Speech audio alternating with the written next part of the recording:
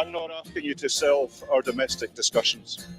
I am asking you to leave a light on so that we can find our way home.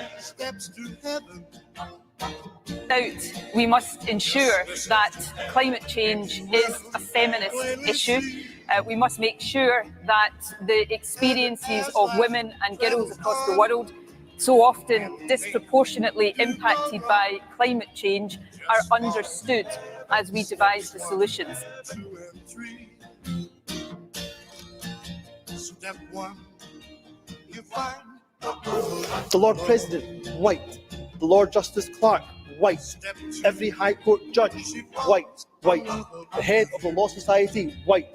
The head of the Faculty of Advocates, white. Every President, Governor, white.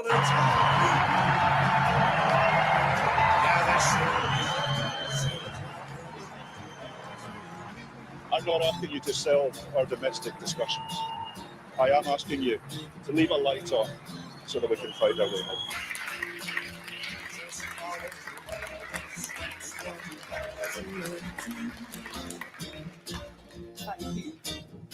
Now, the theme of this year's event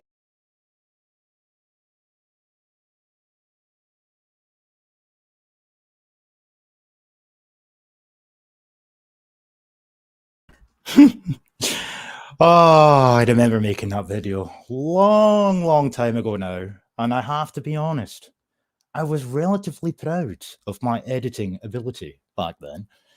But, you know, how times change. Time moves on, you know?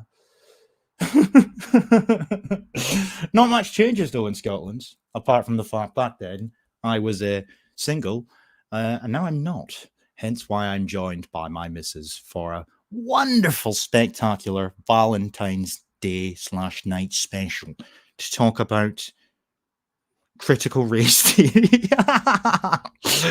Hi. You're spoiling me tonight. I know. This is how to treat the woman. How's it going? Nothing gets you in the mood like a bit of CRT. Exactly. That's why I thought I would get you primed and ready.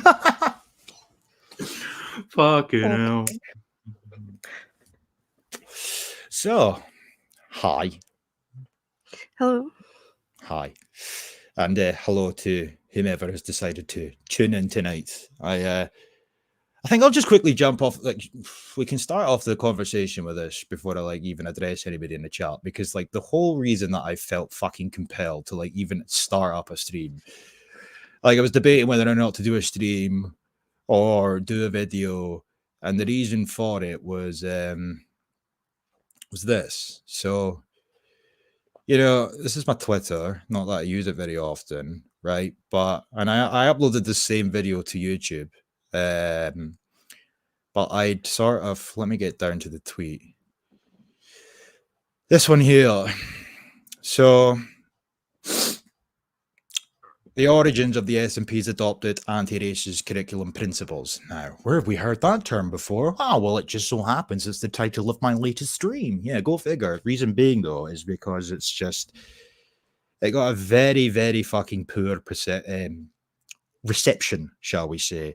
Same really could be said for the YouTube equivalent. You know, I felt by maybe condensing it into, you know, a very normie-friendly, condensed, cut out the middleman shite, no commentary, no nothing. Just leave it as it is. In the most briefest of formats, it might do a bit better, and it did absolutely nothing. So it's like, I have to question, is it the choice of music that I used? Was it just the time of day that I shared it? Or is it just that people don't give a fuck? And if it's people are lazy. Yeah, but I've made it so even lazy people can sort of digest that information. They're even lazier than that. They want the meal eaten for them as well. It couldn't be made any more crystal clear, though. You know, and so it's somewhat disheartening, admittedly. I think where racist stuff comes in, people are still of the opinion that anti-racism is a good thing. There's still a lot of people who don't really know just how cancerous this ideology actually is, because they're just being sold what the taglines are, that it's about inclusion and diversity and equality and all this sort of crap, when everybody that's spent any time actually looking at it can see that it's more of a rod to beat Indigenous people of Scotland with. Aye. I mean, they get away with hiding behind the innocuous terminology, such as simply being opposed to racism, aka anti-racism. Kind of how like Antifa operate, you know. We just oppose fascism, but it's, I don't know, it's a subject that I invested an awful lot of time in to over the years, the last few years in particular. This year, albeit, yeah, we're at the very start of the year. It's not exactly like I've had enough time to be able to do anything more on the matter if I so chose to. But last year, I kind of didn't do as much on it, admittedly. I kind of took my foot off the gas overall on my YouTube and whatnot anyway last year. But really the sort of the peak of attention and whatnot that it got was 2021 going into, no, wait, 2022, sorry, going into 2023. Those 2 years back to back. It went from myself finding some of the information and whatnot on the subject in a Scottish context to gaining some sort of traction, courtesy of the likes of UK Column, Alex Thompson in particular. Bruce Scott has spoken about it. David Clues has gone on to speak about it and whatnot, you know, and then it sort of all culminated with some education conference that was taking place, and people on Twitter started to use the information that I'd been providing to call them out on their bullshit.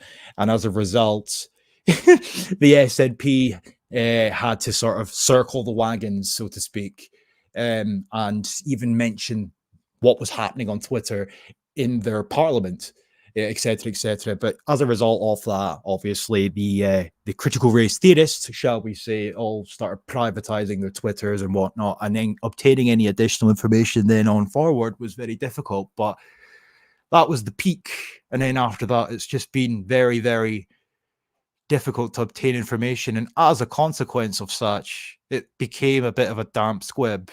You know, you were beating a dead horse, but it's not gone away. If anything, it's just intensifying because they've got carte blanche to do as they please.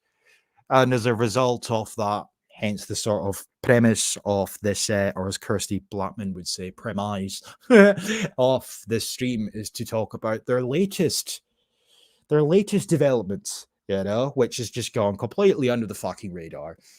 But before we get into any of that sort of shite, I'll address the people in the chat as if I worded that as if I feel compelled to do that, you know. I didn't mean it like that.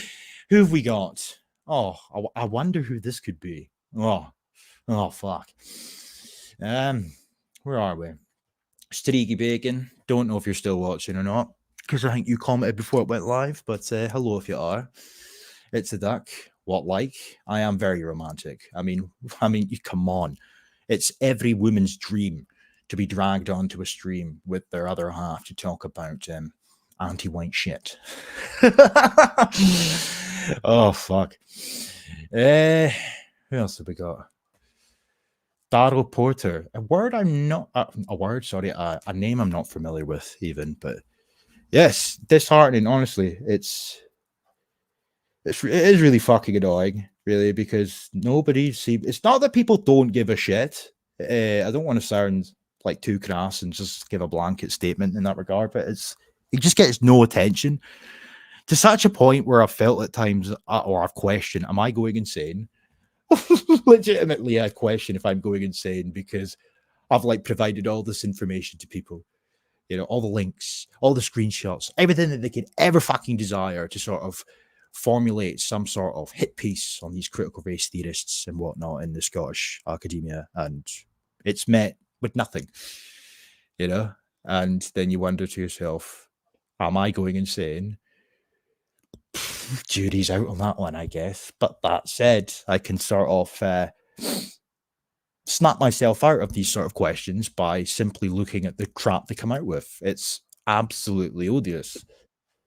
And it goes completely under the radar, unabated, because people don't pay attention. People questionably don't give a shit or not. I don't know. Robert Ingram, what like? How do? There he is, Streaky Bacon again. The dear Deirdre of YouTube. And then we have William, of course. He will be live with me and Scott's Armour, potentially Clive as well. I don't know. The last Sunday of this month. And I think that is it for now. So, yeah, before we get into anything, PBC. Mm-hmm. I ramble for like 7 minutes of the 10 we've been live, so the floor is yours if you wish to speak about CRT, when you first heard about it, what it means to you, etc., etc. And please do not feel compelled to sort of regurgitate things you might have heard me say. A genuine question: when did you first become aware of this shit becoming a problem in Scotland?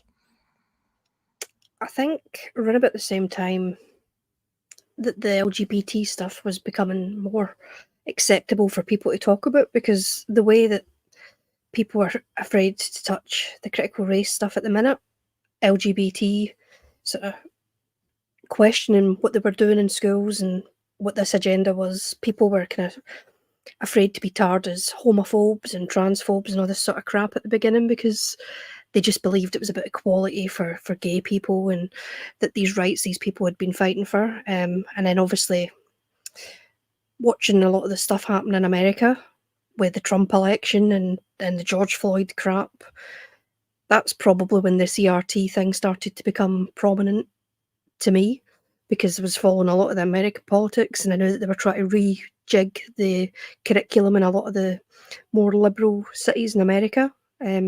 Wasn't really happening in Scotland at that point. But with the stuff they were teaching them in schools already, with the sex education and the LGBT stuff, and then you start seeing them talking about, I think it was probably that video where Hamza and Anas Sarwar and the whole parliament stood up and basically said that Scotland was too white and we were far too white-centred, or too many white people in top jobs. And you think, well, it's a white country. Why are we apologising for giving people who live here these jobs? And then you start to see it, and obviously your content and stuff was becoming more and more obvious. And you have obviously spent a lot of time putting all this stuff together, which I don't think people actually realise just how much time is actually put into sort of finding and collating all this information, as well as obviously putting them onto streams and making videos and whatever. It's a lot of torturous reading for you, and I don't know anybody else who's probably put in as much effort into it. And I know that people like Bruce Scott have spoken about it a wee bit online. David Clowes has spoken about it, but there should really be a lot more people who've got bigger platforms speaking about it, in my opinion, just so that people actually become aware of just how poisonous this shit really is, to be honest, because this is not just an ideology that is in universities. All kids are being subjected to this at school. If your child goes to mainstream school, they're being taught that their ancestors are racist and that they're racist and that they've got privilege. It could be a child in a classroom who's maybe brought up with the grandparents because their mum and dad have got drug problems and there's no money, and maybe the granny's an alcoholic as well, and they've got their own set of issues, but they're sat there being told by a teacher that they've got white privilege. So meanwhile, one of the Asian kids in the class, their parents might own a chain of Subways and a cash and carry, but they're being told that they're at a disadvantage because they've got brown skin.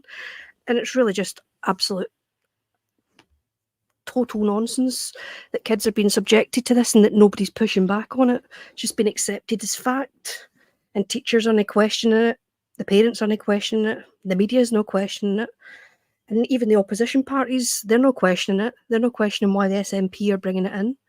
So I think More parents need to know. I took my kids out of school because I didn't want them being taught all this cancerous crap. And it's only got worse since I did. So that's probably my take on it. Aye. No, in fairness, I will. The one thing I will say in regards to that, or in regarding to that, nah, I shouldn't. I shouldn't punch right, bro. Was the fact that, see, when I did initially come across the fact that this was starting to become integrated into Scottish academia, it was by happenstance, by pure chance. And what I'm going to do right now, I've played this clip before, and before I get to the latest thing that's occurred in the realm of all things CRT, just for anybody who's not seen this before, I will play this little snippet that I've since clipped from the video that I'd made at the time, where I had first come across this stuff. This was on the Scottish Government's website. Obviously, they've got this whole thing that's been going on for a few years now about education reformation. And in the small print, shall we say, was just one little tiny reference to critical race theory.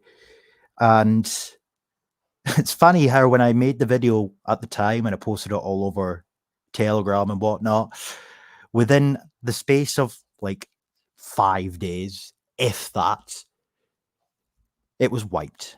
In hindsight, I probably should have archived what I'd found so it would be there forevermore. But thankfully, I have it on video format anyway, so it's the next best thing. So I'll share my screen and I'll play this little snippet just for people to see, if they've not seen this before, what I'm actually talking about. So here we go. Yeah, so the first one was curriculum reform, right? So this subgroup is one of 4 work streams established by the Learning Directorate working towards race equality and anti-racism in the education system as part of the larger program, right?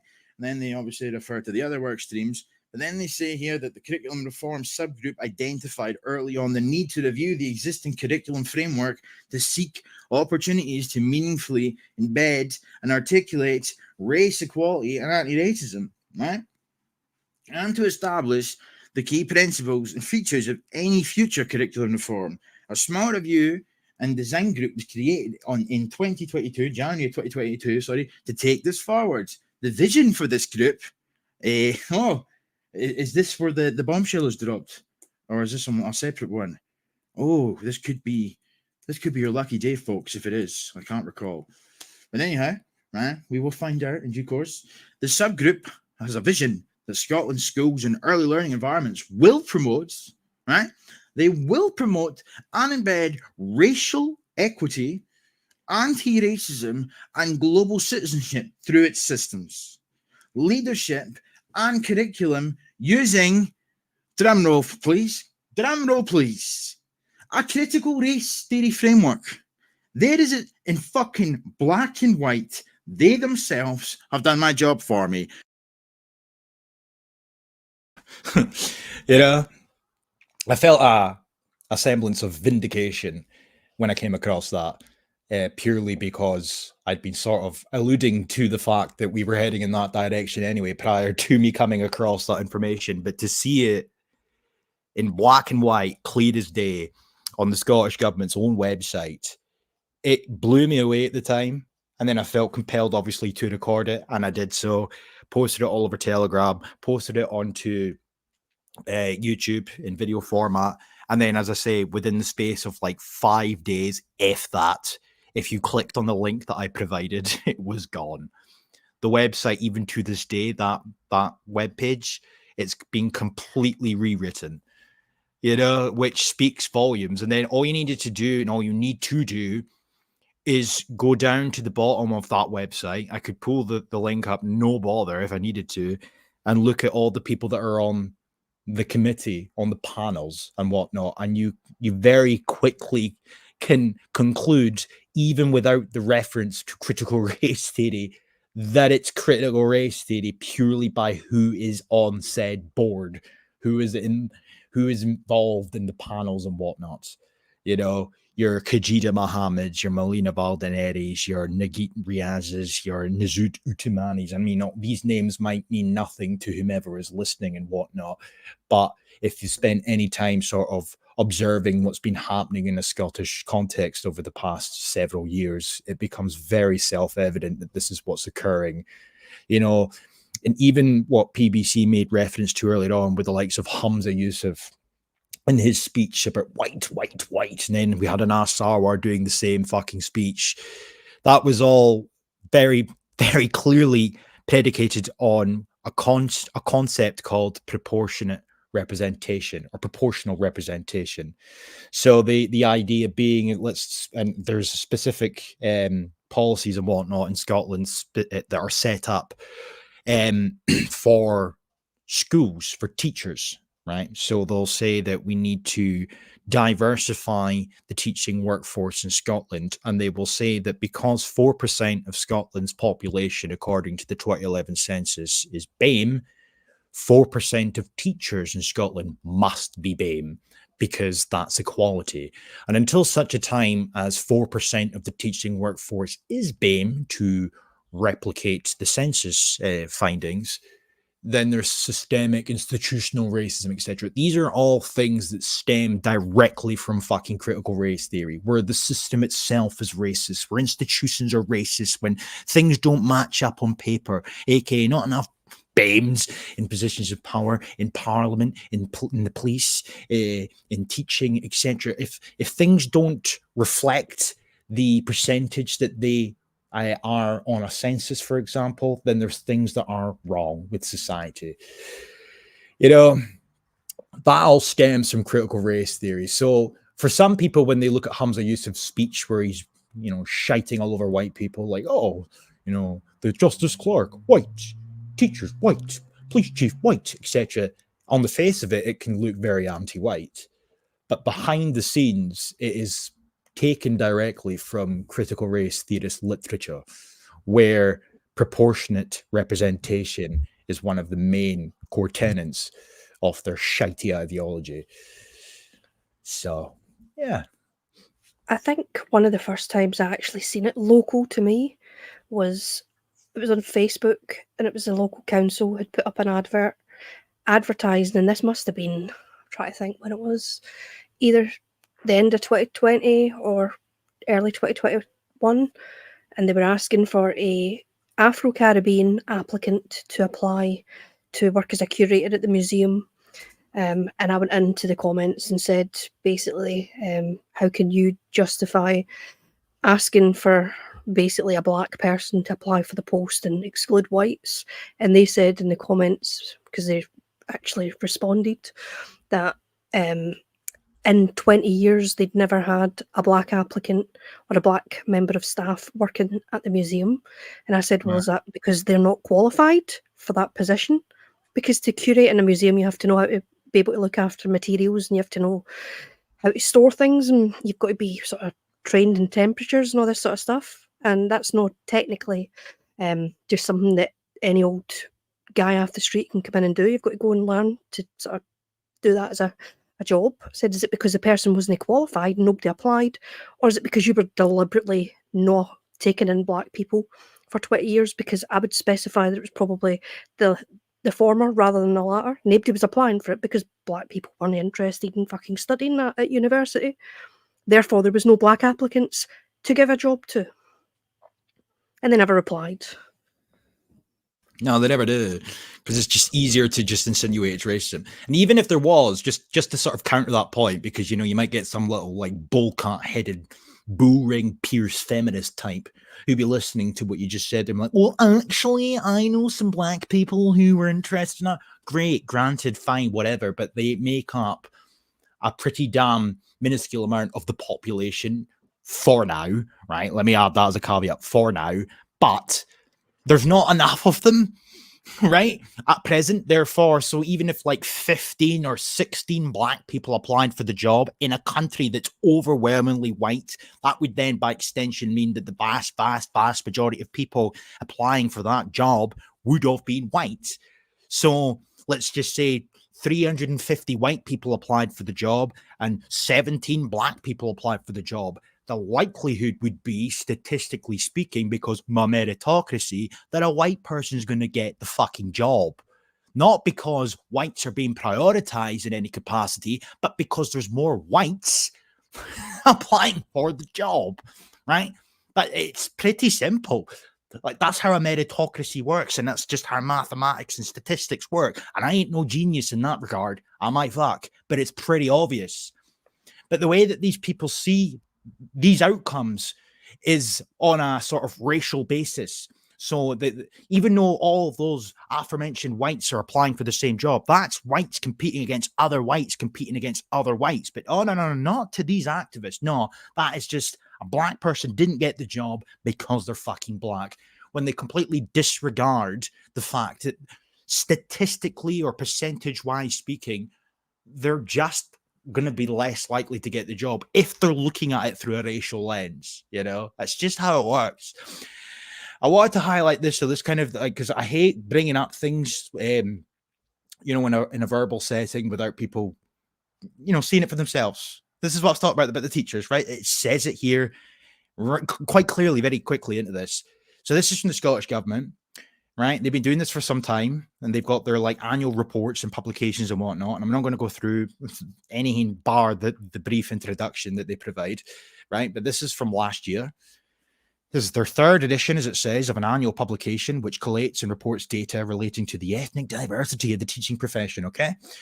You just come down just here, and it says, in November of 2018, the Diversity in the Teaching Profession Working Group, chaired by critical race theorist, and I'm going to emphasize that point, critical race theorist Rowena Arshad, CBE, published its Teaching in a Diverse Scotland report. The report was commissioned by the Strategic Board for Teaching Education following the publication of the National Race Equality Framework for Scotland, right? Then it says down here, this is the bit that's very, very important, and it just completely validates what I was just saying, okay? It says that Little Miss Arshole made several recommendations which the Scottish Government accepted in full. This is a sort of standard theme in Scotland, right? Academics, quote unquote, or experts or stakeholders will produce recommendations, for the Scottish Government to allegedly consider, and without fail, they accept absolutely every recommendation, irrespective of which, you know, genre we're talking about, LGBT, climate, race, whatever you fucking name it. They accept them all in full, right? However, it says one of these recommendations was that by 2030, the number of BAME teachers in Scotland's schools would be at least, always an emphasis on at least, however, at least 4%, which is in line with the general Scottish population as per the 2011 general census. This was the most up-to-date census data at the time, all right? I'm not sure if it mentions it in this one. I'm just going to scroll down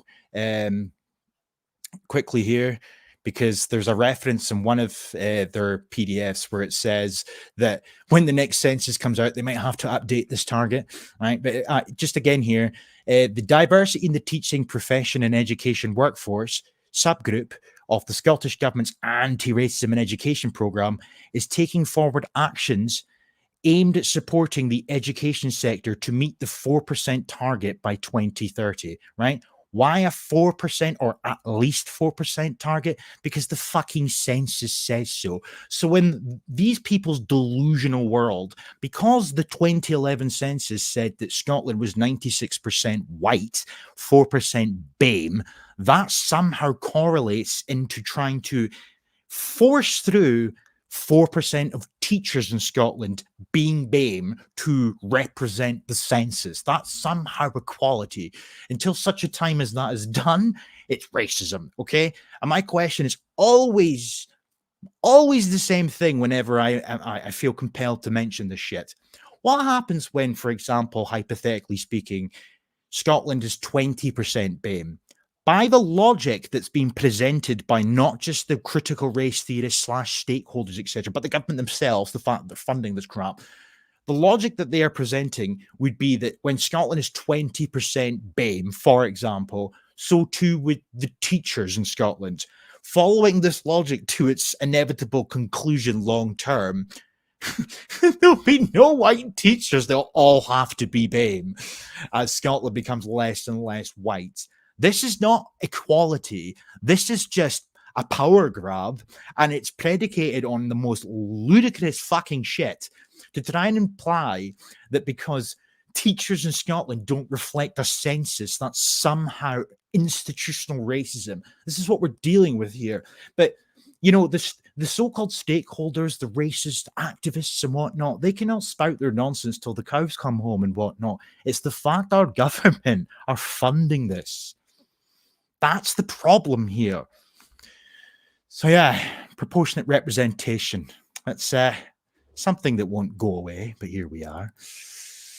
One of the other issues that people need to realise as well, when you're filling in forms, whether it's for your kid's school or for the council or even at the dentist, and they ask you at the back of the form for your ethnicity, people need to stop filling that shit in, because that's what they're basing all this crap on, is these statistics that they're collating every time people fill these forms in. So if they don't have that information, then they can't formulate these plans to give X amount of people jobs to match whatever figure it is they're pulling out their arse. Because people don't realise when they tick white Scottish or white Christian or whatever the thing that applies to them happens to be, that that's being used against them. And people just see it as some innocent, daft question at the end of a survey. It's actually quite toxic, the fact that they're using that information to then poison our kids in schools. Well, there's that. I would also say as well, and albeit like I'm not insulting your intelligence here, you're probably aware of this anyway, as most people in the chat, but I wouldn't exactly take a census at face value anyway, because you've got a lot of people that don't fill them out to begin with. To your point there, I suppose, whether or not they did it for the reasons that you've provided there or otherwise, some people just simply don't fill it out. Then you also have to take into consideration the amount of people who fill them out incorrectly. The amount of options that you're given in the census, I just find a bit retarded. Like you've got, and I mean, correct me if I'm wrong here. I cannot remember for the life of me what the census options are, but you've got like white British or white Scottish as two like separate choices. Like it's just daft. Like that's daft in and of itself. But there's an aspect of being able to like fill it in incorrectly, because you could have, say, for example, Pavel, who's from fucking Gdansk, who's been here for like 30 years and now considers himself Scottish. He's filled out as white Scottish, even though he's not. Like he's Polish, he's not Scottish. Like, why is there two separate options for like white British or white Scottish? Like that annoys me. The Scottish census was set out differently to the British one because they had all these SNP jargon buzzwords in there for people who want to identify as proper Scottish rather than a British, because there's people in Scotland who just will not identify as British because of their allegiances and whatever. But I think it's not even just the census. Most official documents that you get or forms ask you for this information, and some of them will send back the forms if you've not filled them in. Like the schools used to always send out the consent forms for, like, if your child needs medical attention or if they're going to go somewhere for a day trip, you usually fill them in at the start of the year, and it's always got these sort of diversity tick boxes at the end of the form, and you had to initial man in my local area anyway, if you didn't fill in all the forms, they would send it back until you did. And nobody knows up until recently what they were actually doing with all this information. And what they've been doing with it is building a picture of how racist we all are because there's white people living in a white country doing white jobs, because that's just the majority of people, and they're basically telling our kids that that's a problem. Yeah, that's proportionate representation.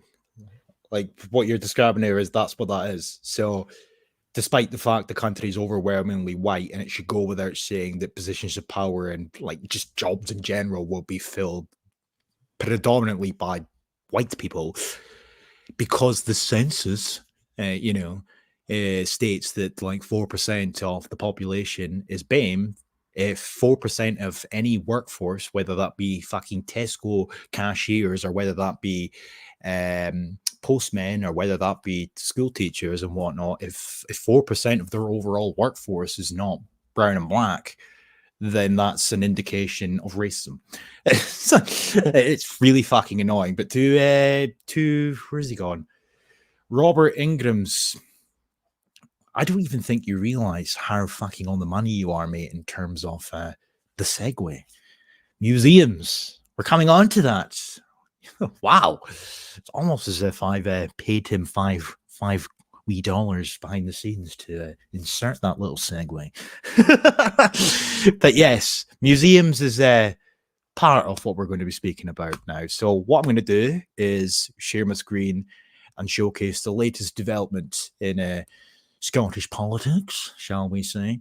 Because, as I say, this is fucking serious. And what's really the most frustrating part about it all is the fact that this was just a sort of flippant comment, albeit like people in Scotland, like in politics anyway, they just read scripts.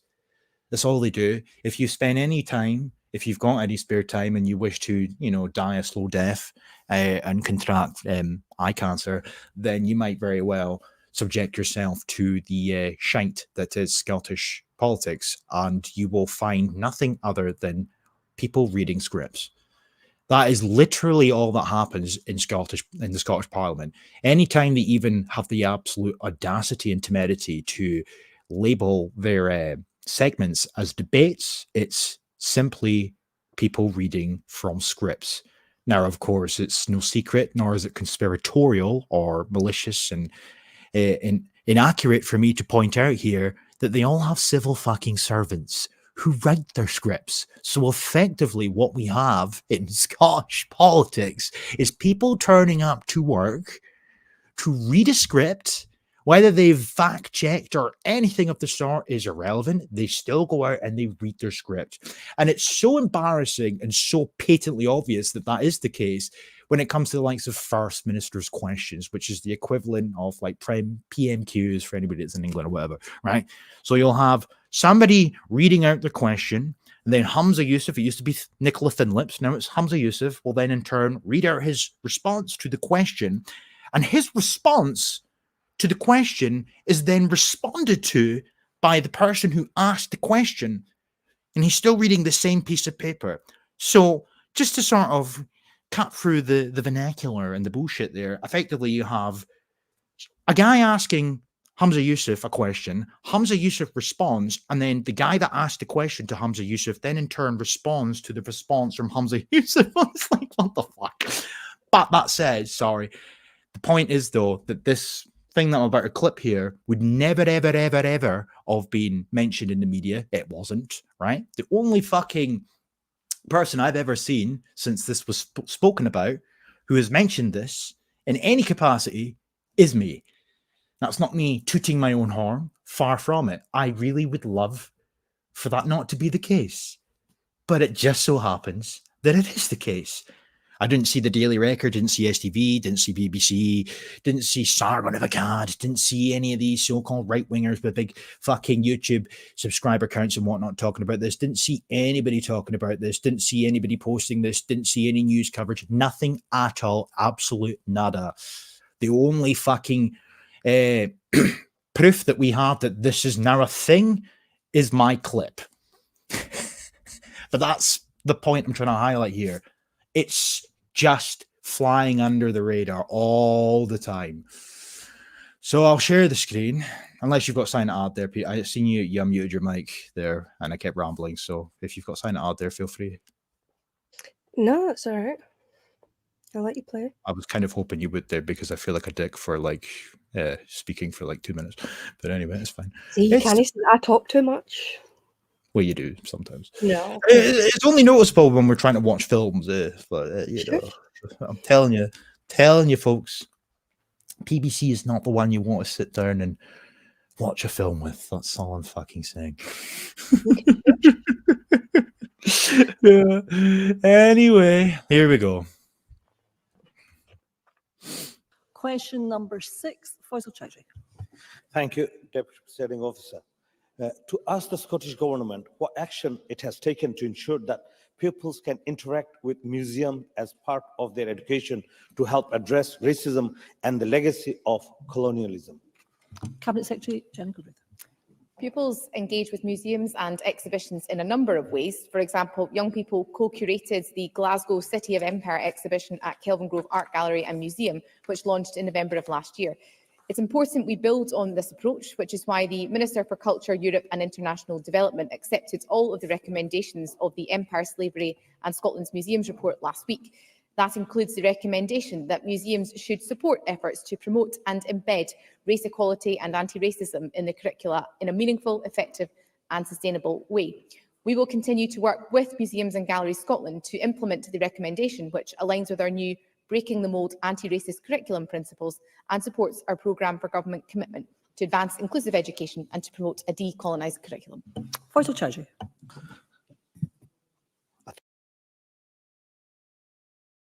So before I go any further, it's just remarkable how that's just so flippantly stated, and then they just move on, even though they're reading the little scripts. There's a few things there that you sort of have to listen to, and I mean, I could play it back over and over and over again. Obviously, the recommendations that they accepted in full from the slavery report and whatnot. You know, another thing funded by the Scottish Government. It's a reoccurring theme. And to the point that somebody wrote in the comments a while ago that I highlighted. Can't remember your name, mate. Sorry, but he said, "You mean our money, taxpayer?" Yes, exactly. So fucking UK taxpayers' money is funding this. So the government takes some of our money, throw it at programs and whatnot. And then in turn, they provide the recommendations and then the government accept them all in full. We'll come on to that briefly before obviously the main core point of what she made reference to there. But PBC, have you got anything to say to that at all? Like, I just wish they would shut this place down because it's like WWE with even uglier people and less interesting outfits. Yeah. You see it in the Scottish Daily Express or the Daily Record.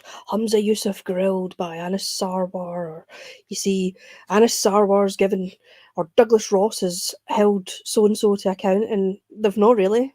Like, they've got spads behind the teams, handed them scripts which are scripted, and you could see it even when Sturgeon used to give like the COVID press conferences. It was select journalists only, and they had pre-scripted questions that she already had the answers to, so there was nothing off the cuff.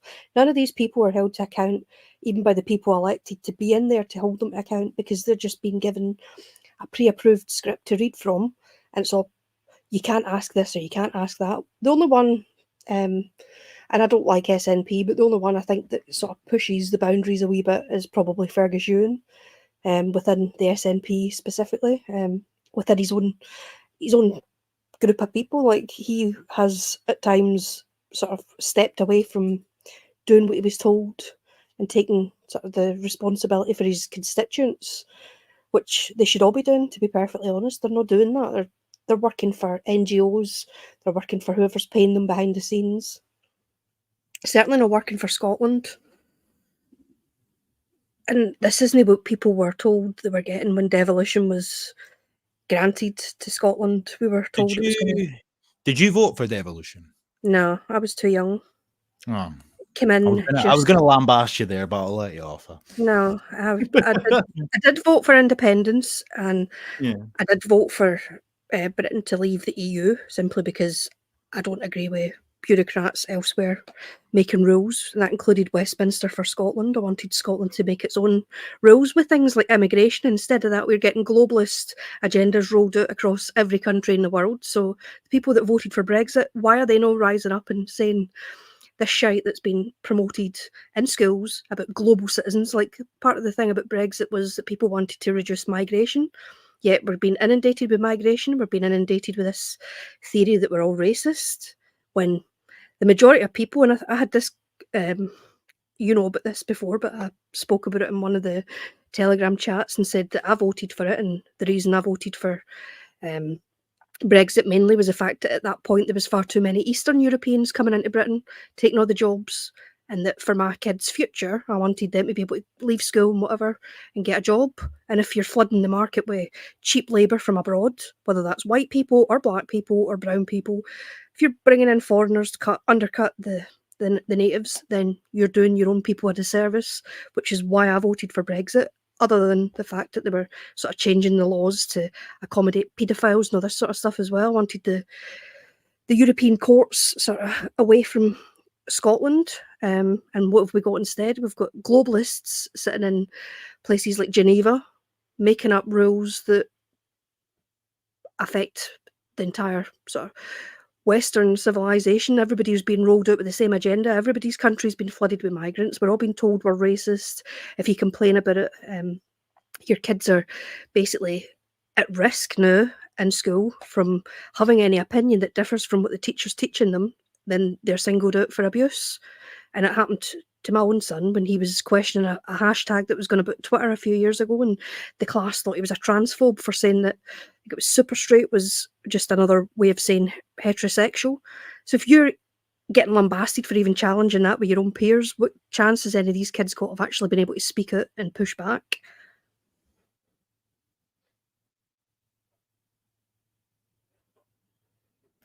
Very well articulated, just to your point there about fucking schools. I always, anybody that watches enough my streams knows I always, for better or for worse, end up getting ideas in my head that sidetracks me from the point of the fucking stream. But I think this is actually quite relevant, so I'm gonna share my screen in just a second for a very brief clip that sort of encompasses the shit that's going on in terms of, you know, politics in school and whatnot. But another thing I will say, just on a side note, and I'm obviously, we're not going to get boiled down or bogged down even on all things Brexit, but one thing that I have found really fucking annoying since 2016's result came to fruition is the gloating that you see from twats who voted to remain in the European Union by saying, as if they've been vindicated somehow, because all the nonsense that they were espousing prior to that referendum coming to pass, all the nonsense that they were espousing, and then Brexit came, Brexit was supposed to be implemented, right? And then like nothing that was promised at the time came to fruition. We got some half-hearted cock and bull Brexit, and that somehow justifies the sort of gloating that we've seen ever since. Oh, well, we told you it wasn't going to work out, blah, blah. The reality of the matter is, absolutely every single person, regardless of which side of the political aisle and which side of the vote that you sat on at the time, we all got fucking lied to. I think Brexit, if anything, was probably one of the most clear-cut fucking eye-openers for people that politics is an absolute sham, because we were all led to believe that specific things could occur if we voted one way or the other. And as a result, all we got was years of politicians doing nothing but trying to overturn a referendum result. And all we had was lies as opposed to anything being implemented that was substantial. Even so much as the fact that your reference to immigration, the total fucking hoodwink that occurred there. The only thing that's actually happened since Brexit occurred, allegedly occurred, is that European Union freedom of movement has been reduced somewhat. But in what's occurred in its place? An influx and a mass volume of brown and black people from outside of the EU. Oh, fucking great. Fantastic. You know, the European Union exit was supposed to be about taking back control of our borders and sovereignty and whatnot. And as a result of that, all we've actually seen is the eradication of our fucking borders. So, you know, it's just bullshit. Borders are racist. I'm loving hearing Scots voices say what I think. You know, I don't know if you're Scottish or not, mate, but I say that all the time, that there's barely any fucking Scottish people that speak out and whatnot, you know. I'll tell you who I found the other day by pure happenstance, and then I'm going to share this video. Does anybody remember the Young Turks back in the day when there was like the really questionably gay Scottish guy who used to sometimes come on to give his tuppence worth? I came across him a few nights ago, just by chance. It came up my recommended on my fucking TV's YouTube. Didn't know the channel, didn't know anything about who this person was, but it was like some video titled chastising Donald Trump. So I was like, okay, let's have a wee gander. And here he popped up with Fucking Quiff, the gay Scottish guy from the Young Turks. Oh man. Anyway, right, I'm gonna share this screen in just a second. Born reason, you don't need to say you're white, mate. If you're Scottish, Scottish people are white. I know you probably know that. Anyway, let me share this the new, because this just goes to show what the fuck's happening in this country.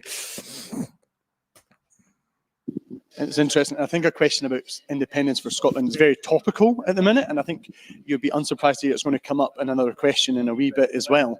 But just before we move on to the next question, it'd be interesting to see from this room what people think about Europe and Brexit from what you feel you know. So by show of hands, who feels that they think Scotland and the United Kingdom should stay inside of Europe, the European Union? And who thinks, well, it's a lot of hands, does anyone feel we should leave the European Union? A few. We've got a few. So well done. And so there is some opinions, but I think that stacks up with lots of evidence that young people are kind of pro-Europe. And the last question is, who thinks that either way, whatever happens next, and I think it's fair to say no one really knows, who thinks there should be a second referendum on the European question no matter what? And again, the vast majority of the room. Very, very interesting. Thank you very much. Oh, it's very, very interesting. Oh, it's very, very interesting, isn't it? You know, that a bunch of children all think that we should be remaining in the European Union and are all in favour of overturning quote-unquote democracy. You know, this is like a common theme that is so prevalent. Probably not just in Scotland. You hear it all the time, like, oh, the young people are more in favour of Labour. The young people are more in favour of like gay sex and fucking climate change. It's if anything, it just goes to show that education is absolute toxicity at this point, you know. But I digress. So back to this here, because obviously this is the sort of point of this fucking stream. And share my screen again. I'm gonna let this play one last time, just Jenny's little fucking speech, and then we'll go from there. Minister for Culture, Europe and International Development accepted all of the recommendations of the Empire, Slavery and Scotland's Museums report last week. That includes the recommendation that museums should support efforts to promote and embed race equality and anti-racism in the curricula in a meaningful, effective and sustainable way. We will continue to work with Museums and Galleries Scotland to implement the recommendation, which aligns with our new Breaking the Mould anti-racist curriculum principles and supports our programme for government commitment to advance inclusive education and to promote a decolonised curriculum.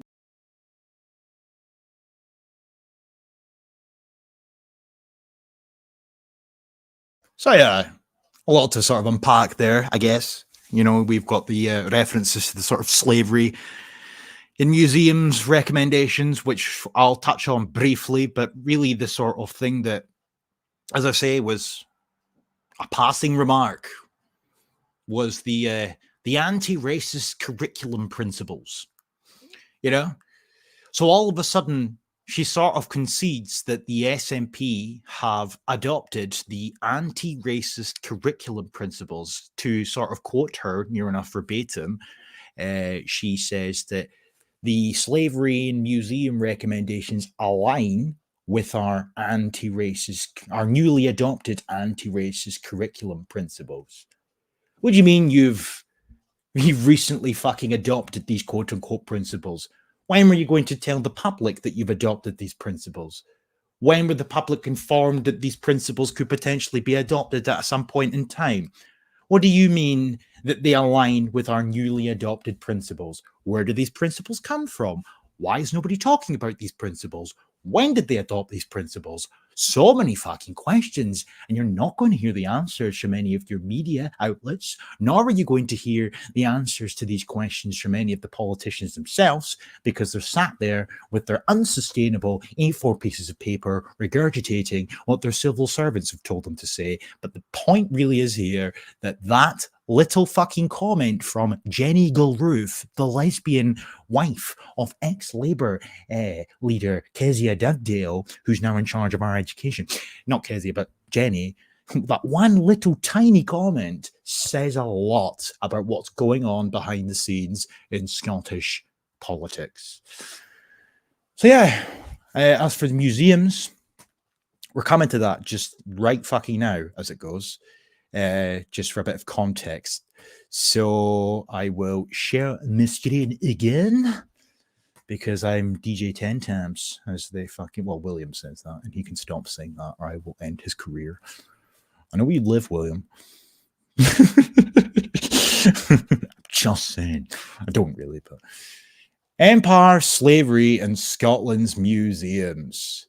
And what have I said? There's like a reoccurring theme that things get funded by the government. Empire, slavery, and Scotland's museums. This project, sponsored by the Scottish government, has made recommendations on how Scotland's involvement in empire, colonialism, and historic slavery can be addressed using museum collections and museum spaces. Okay. And it's just fucking remarkable. So much so, share this tab. This is from the Scottish Government's website. The recommendations of an independent group set up to advise on how Scotland's museums and galleries can better reflect the country's role in empire, colonialism, and historic slavery have been fully accepted by the government. You know, oh, what a shock. It's almost as if what I said earlier on wasn't just, you know, me lashing out at the government for their shite. In fact, what I'm saying has some credibility. They fund projects all the time, whether that be academical projects or expertise-related projects or stakeholders. And then in turn, when they conjure out recommendations, the government accept them. Oh, go figure. Almost as if there's a bit of tomfoolery afoot. However, back to this fucking thing. Share this tab. And I will show you quickly. This project, sponsored by the government, presents recommendations from the independent steering group for how Scotland's involvement in empire, colonialism, and historic slavery can be addressed. All right. The recommendations are as follows. Scotland should create a dedicated space to address our role in empire, colonialism, and historic slavery. Museums should ensure anti-racism is embedded in their workplaces and public spaces. Museums should involve the people of Scotland, right, in shaping their work through co-production to promote cultural democracy and participation for all. Museums should commit to research, interpret, and share the histories of Scotland's links to empire, colonialism, and historic slavery. Museums should support efforts to promote and embed participation, by the way. I can't believe I butchered that word 3 times live on air. Participation. Fucking hell. That's worse than Tyrone Floyd the other night. Museums should support efforts to promote and embed race equality and anti-racism in the curriculum in a meaningful, effective, and sustainable way. And the Scottish government should demonstrate their support for restitution and repatriation of looted or unethical acquired items in Scottish collections. So these recommendations were, accepted in full. But the one that we're going to focus on is my butchering of participatory. I can't believe I did that. Oh my God. But it's this one. Museums should support efforts to promote and embed race equality and anti-racism in the curricula. Participation, by the way, just for anybody that wishes to clip that, fuck you, participation. But one thing before I let PPC jump in, we need to come to the group members of this shit, right? And who do we have here? We have Jeff Palmer, okay? He led the steering group, okay? And Jeff Palmer is he's very prolific in his attempts to try and get, placards slapped all over Edinburgh statues because we need to know how racist Edinburgh was. And Jeff Palmer, just to show you about, we're not going to talk about the historic accuracy of slavery or put it into context. Oh, no. Jeff Palmer, in fact, he spoke in the Herald just a few years ago. Here he is here, the 8th of May, 2022, Jeff Palmer. And he said that my family were owned as slaves by Scots. It's time this nation faced up to its history. Now, if I fucking quickly type in Romans, because I remember the quote as if it was yesterday, he says, too many people in Scotland have allowed themselves to be comforted by phony narratives about slavery. He repeatedly hears people claim the Romans had slaves and the Africans had slaves in an attempt to excuse Scotland's role. Okay, now a very small paragraph speaks a lot in regards to the fact that this man is hell-bent on inserting slavery into the education across Scotland, but he wishes to focus on a specific type of slavery. What do you mean a specific type of slavery? Well, the fucking paragraph I just read out there. He wants to completely negate the context, and he wishes to speak specifically about, or selectively speak about, one aspect of slavery as opposed to putting it into context or hearing about other forms of slavery past and present. We have to speak specifically about one type of slavery. We can't speak about Africans enslaving other Africans. We can't speak about the Romans nor the Barbary slave trade or the Arab slave. We can't talk about any of it. No, we have to focus on one aspect of slavery. So when Jeff Palmer leads a fucking steering group in Scotland to get museums to start peddling bullshit, we just know right from the jump that it's biased from the start. Okay? Now, I know I've rambled there for a while and I've butchered the word participation, But PBC, feel free to interject because I know I've rambled there. You're looking for my participation here? Well, you could say it correctly. That'd be I nice. just did. No. The way that I said it. That'd be nice. Bring up that picture again. Which one? Oh, of Jeff Palmer. The steering group. Yeah, I can do that for you. You want to look at Uncle Ben. Oh, I do. It's Valentine's Day after all. What can you do? There he is, boy. Right, that's supposed to be representative. There's more brown people in that picture than there are white. If it's 4% of the population, why is there like 2 white people in a steering group? Because the caveat is at least. Yeah, so okay. In other words, you're going to be outnumbered. Oh, yeah. Yeah, pretty much, yeah.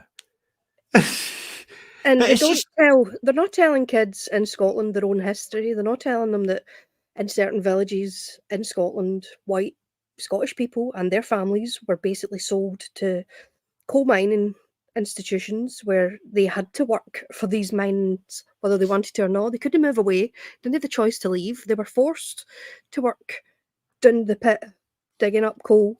The fact that families were burnt out of their crofts that they'd been in for generations and forcibly removed, taken to Australia to terraform a desert into a livable area. And the same in Canada, where they were basically plonked in the middle of the Arctic conditions with nothing and forced to make their own way because they had nowhere to go back to.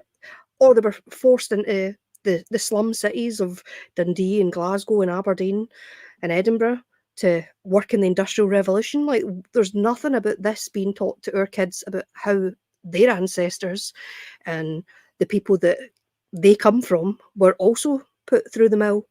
And these people built up successful nations as a result. Canada, America, Australia, like these places before the pandemic and before all the liberal crap came into the systems over there. These places were places that you could not get into. If you tried to apply for immigration as a white person to somewhere like Australia, New Zealand, Canada, or America, you had to have a clean criminal record, you had to have a qualification, you had to have money in the bank, or you had to be sponsored by somebody that lived there. Now they're just letting any old fucking Tom, Dick and Harry in that comes from Arab nations or from sub-Saharan Africa, because it's all about diversity figures. Like, if you wanted to move there 10, 15 years ago, you'd have been hard pushed to get into these countries. And it's just fallen completely. All this liberal crap that they've been pushing has just depleted these people. And Canada is obviously, the stuff that's going on there is like a foresight, because we seem to be shadowing quite closely the Canadian way of doing things in Scotland. Probably Scotland's more close to Canada than England is, because they've stepped back a bit from all the LGBT stuff, whereas we're really into this crap up here in our parliament. They want to be seen to be world leading and putting sex education at the forefront, and the first people to do this and the first people to do that. What about our ancestors that had to go and be forced out of their homes? What about the Vikings who came and enslaved Scottish people? Why are kids not being taught? And the Viking descendants in Largs, every year they have a big Viking festival at the end of August or the start of September. Can't remember the exact date, but it's to mark the Battle of Largs, and they have a big battle with supposedly the locals and the Vikings, and these are actual descendants of these Viking communities, and they'll sit there quite happily telling you that they used to take in white women, Scottish white women, because it would have been only white women back then, as it was up until recently, that these people were taken away and forcibly put on boats and taken to wherever these people came from, whether it was Denmark or Norway, Finland, whatever. These people were stolen away by the Vikings, and nothing. Our kids don't even know this. They're taught nothing about their own people. No, they're not, because in order to speak about specific parts of history, you have to put it into context. And as the sort of quotation that I read out from Mr. Jeff Palmer, he sort of tries to dismiss context in history by like, oh, phony narratives, you know, and even the paragraph that I highlighted, I can pull it back up like very quickly. That's not an issue, just so I'm not like butchering what he actually fucking said. What is it? I've got He's it. basically dismissing our struggles and putting his struggles ahead of ours, or his people's struggles. Yeah. What makes his people's struggles any more relevant than the people who came from this land? Yeah. Well, here we go. Here's him here. Fucking Jeff Palmer, he's a fucking dick. He is wary of claims that because some Scots were subjected to indentured servitude, a system which saw people working unpaid, often for years, as punishment, debt repayment, or a form of apprenticeship, that this somehow cancels out the sin of chattel slavery.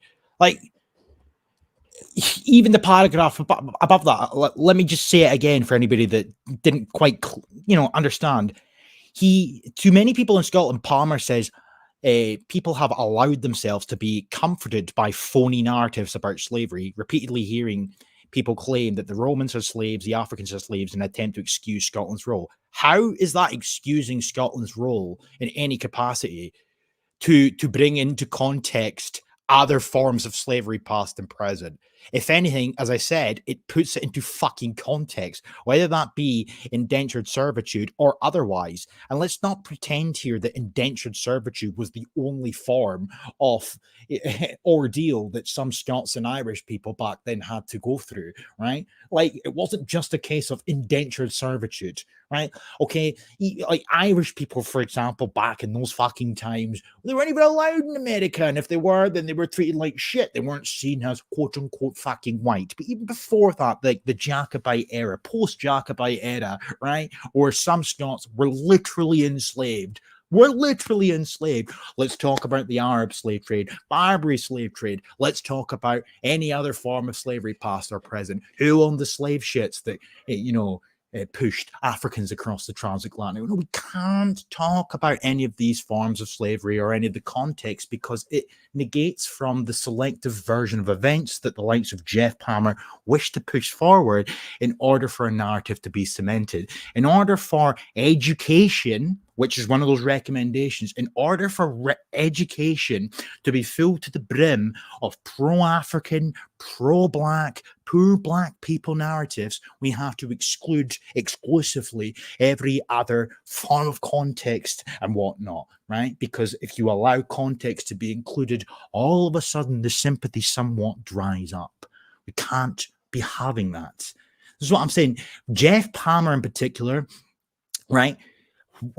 How is a recommendation for museums centered around education? And this isn't the first time that this has occurred in Scotland. We like even the COVID ethnicity steering group that was set up because Black people were dying more disproportionately than anybody else, according to allegedly to COVID.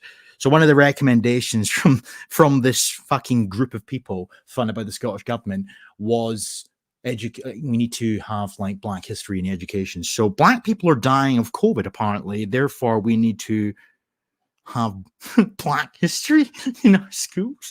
This is what we're dealing with here. We're getting a bit off topic. I understand that. So breaking the mold. This is obviously the latest thing. Breaking the mold. So private. What's this? Yeah, I don't want to go too much off topic on that front, so I'm sorry. But breaking the mold. I'll share my screen again. So this is Education Scotland. So yeah, as I say, this was like a sort of flippant remark from Jenny Go-Ruth, but it speaks volumes. So it was obviously the initial concept was published way back on June 2023, last updated the 30th of June 2023, emerging from the Anti-Racism in Education program, which, if people recall, at the very beginning of this stream, I played a tiny snippet of the first video that I ever did on the Scottish Government mentioning critical race theory. It was from the Anti-Racism in Education program, believe it or not. And there's the reference to the COVID ethnicity expert group, set up to determine why Black people are dying disproportionately from COVID, quote unquote. One of the recommendations, Black history. That'll solve things.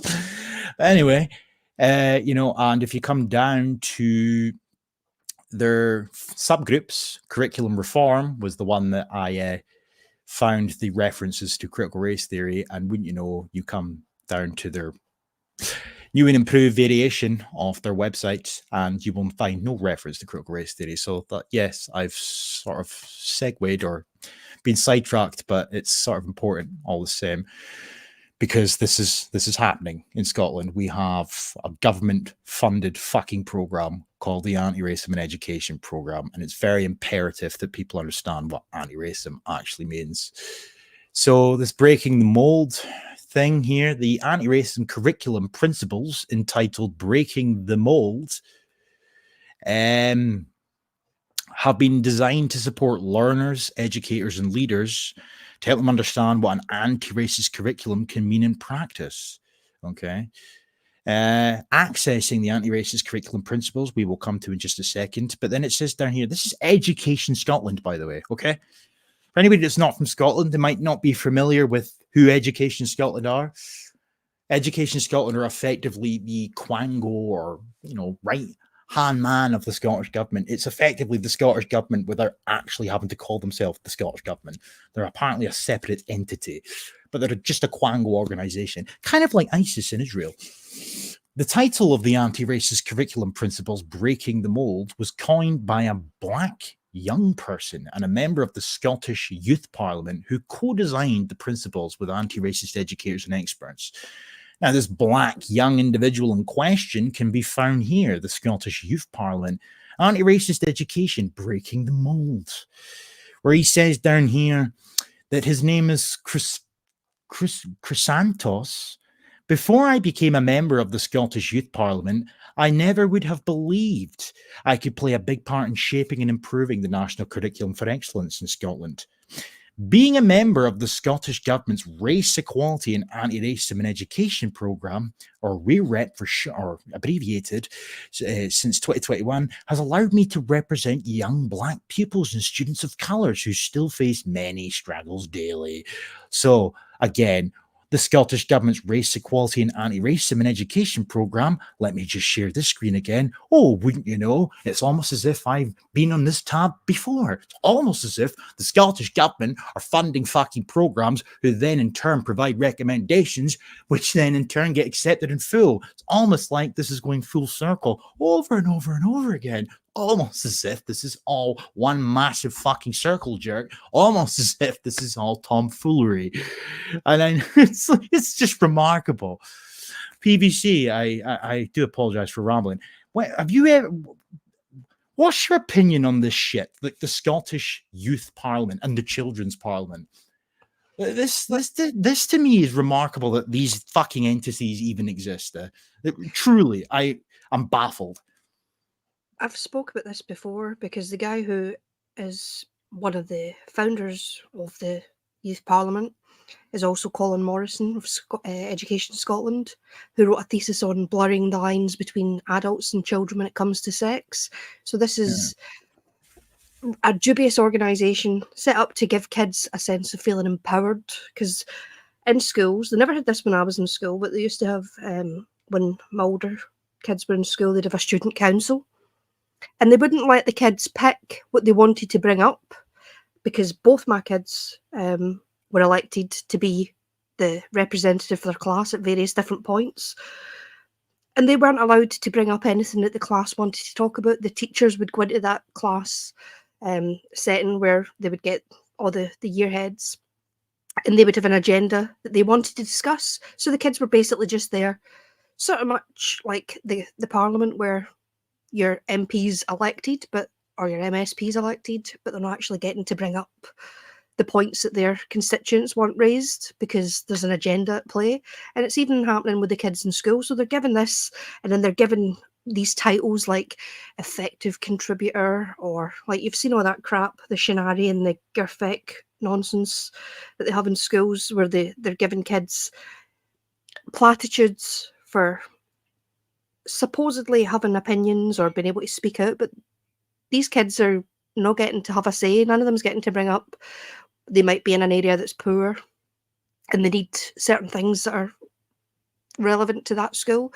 They don't get to bring that up. They're only getting to talk about LGBT issues or diversity issues or climate change issues because the teachers are presenting them with the information that they're allowed to talk about. So they're not actually being empowered at all. They're just being used as puppets. That's my opinion on the Scottish Youth Parliament, and the person who runs both of them, Colin Morrison, his thesis, anybody that's interested in that guy should go and read what he wrote and whether he should have access to people's kids after reading it. Yeah, I'm pretty sure I'm aware of who you're on about, in fairness. But yeah, not really much I can add to that in that respect, in terms of what you said, because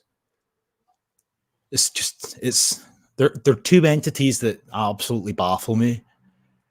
Really, I mean, I don't think these concepts really exist anywhere else. Like, they might very well do in like parts of fucking Europe or something that like nobody's ever heard of. Like, I can very well believe that there's like a Siberian youth parliament or something. But as in regards to like Britain, it's just somewhat unheard of, really. I think. Maybe I'm wrong. I don't know. It's also given dubious MSPs and councillors access to our kids. There was never MPs coming in to visit schools when I was in school, or even when my kids were still in school. Exactly why Robert Ingram's point there, and it's a term I've coined quite often, political grooming. That's exactly what it is. Yeah, and you look at people like Derek Mackay, who was my MSP. He was in charge of the local battalion of BB, the Boys Brigade, and then he was caught sexting a 16-year-old boy who was a year older than his own son just before COVID kicked in. It was around about February time of 2020. And he was my MSP throughout the whole COVID thing until they had the election that was held for Holyrood. They wouldn't pay him off because you cannot get rid of these MSPs. So he had access to kids whilst he was then looking at kids as potential partners, kids that were the same age as his own child. So who's to say what these MPs, they're pushing things where they're trying to get kids to be able to step away from their parents when it comes to taking the jabs. They can overrule their parents. They can overrule their parents when it comes to sex education choices, or when it comes to sort of things to do with sexual health. So when it comes to political things, like, they are pushing a perverted agenda on our children, and you've got these MSPs preying on them, giving them a sense of power or making them feel special because they've been chosen to go for a day trip to the Parliament, or they might get to speak and present a wee bit in front of people that they've seen in the telly. That's quite enticing for young kids who maybe come from poor areas or whatever and don't have much else going on to be selected and groomed. It is grooming. Today's event's a historic occasion where both the Children's Parliament and the Scottish Youth Parliament are meeting with the First Minister, Deputy First Minister and the entire Scottish Cabinet. The basis of the topics that Scottish Youth Parliament will be talking about is what's embedded in our manifesto that gained 72,000 plus responses last year. So fundamentally that's what we're talking about, along with our mental health campaign and a bit about the UNCRC and rights of children and young people in Scotland. We're looking forward to meeting the ministers because it's going to be a great experience, and I believe that we're the youngest people to come here and be in the cabinet meeting. Have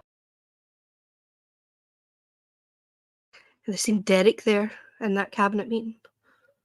I just fucking, my screen was a bit weird there when I shared that, so I just thought I would stop sharing it prematurely on the off chance that it was butchering the stream. But the point is there, though, all the same. It's a bunch of children that are meeting with our, the cabinet of the Scottish Government, and this is an annual thing now. And as a result, it's effectively these children and teenagers apparently speak on behalf of all the children across Scotland. So every year they come together with a bunch of recommendations, again, same principle again, where the government in turn accept in full. But like the sort of hot topics of said year, they will put forward to the Scottish Government, and then the Scottish Government accept all the recommendations. It's almost as if, hear me out, it's almost as if it's like problem, reaction, solutions. So you propagandize the youth, you politicize them with all your cancerous education, and then in turn you give the children the impression that they have a right to be listened to and taken seriously. Oh, wouldn't you know that's going to be one of their United Nations Children's Rights Charter's rights when it's enshrined in law. But that said, so you give these children the belief that they are they are in a position to be able to implement change and campaign for change. Then you invite some of these children to speak to the government, and then the government have to sit there, twiddle their thumbs and nod and hum and pretend they give a fuck about what children have to actually say. Then the children regurgitate what the educational resources that have been politicized and propagandized. The children regurgitate what they've been learning in school. Then the government come away from that, and then in turn implement recommendations on the back of the recommendations provided to them by the children, who in turn, it's fucking disgusting. It's disgusting. And it's political grooming. Like absolutely clear-cut political grooming. The clip I played there was years and years and years old. In fact, it was from, I will tell you the date, 6 years ago. And one 2017, March the 1st. And one of the things that was mentioned there before I stopped sharing the screen was we've been campaigning for the UNCRC. Isn't that funny? Isn't that funny how in the years that have since come after that, their campaigning, the Scottish Government have in turn become the first country in the world, as with many things, first country in the world to implement the United Nations Children's Rights Charter into Scots law.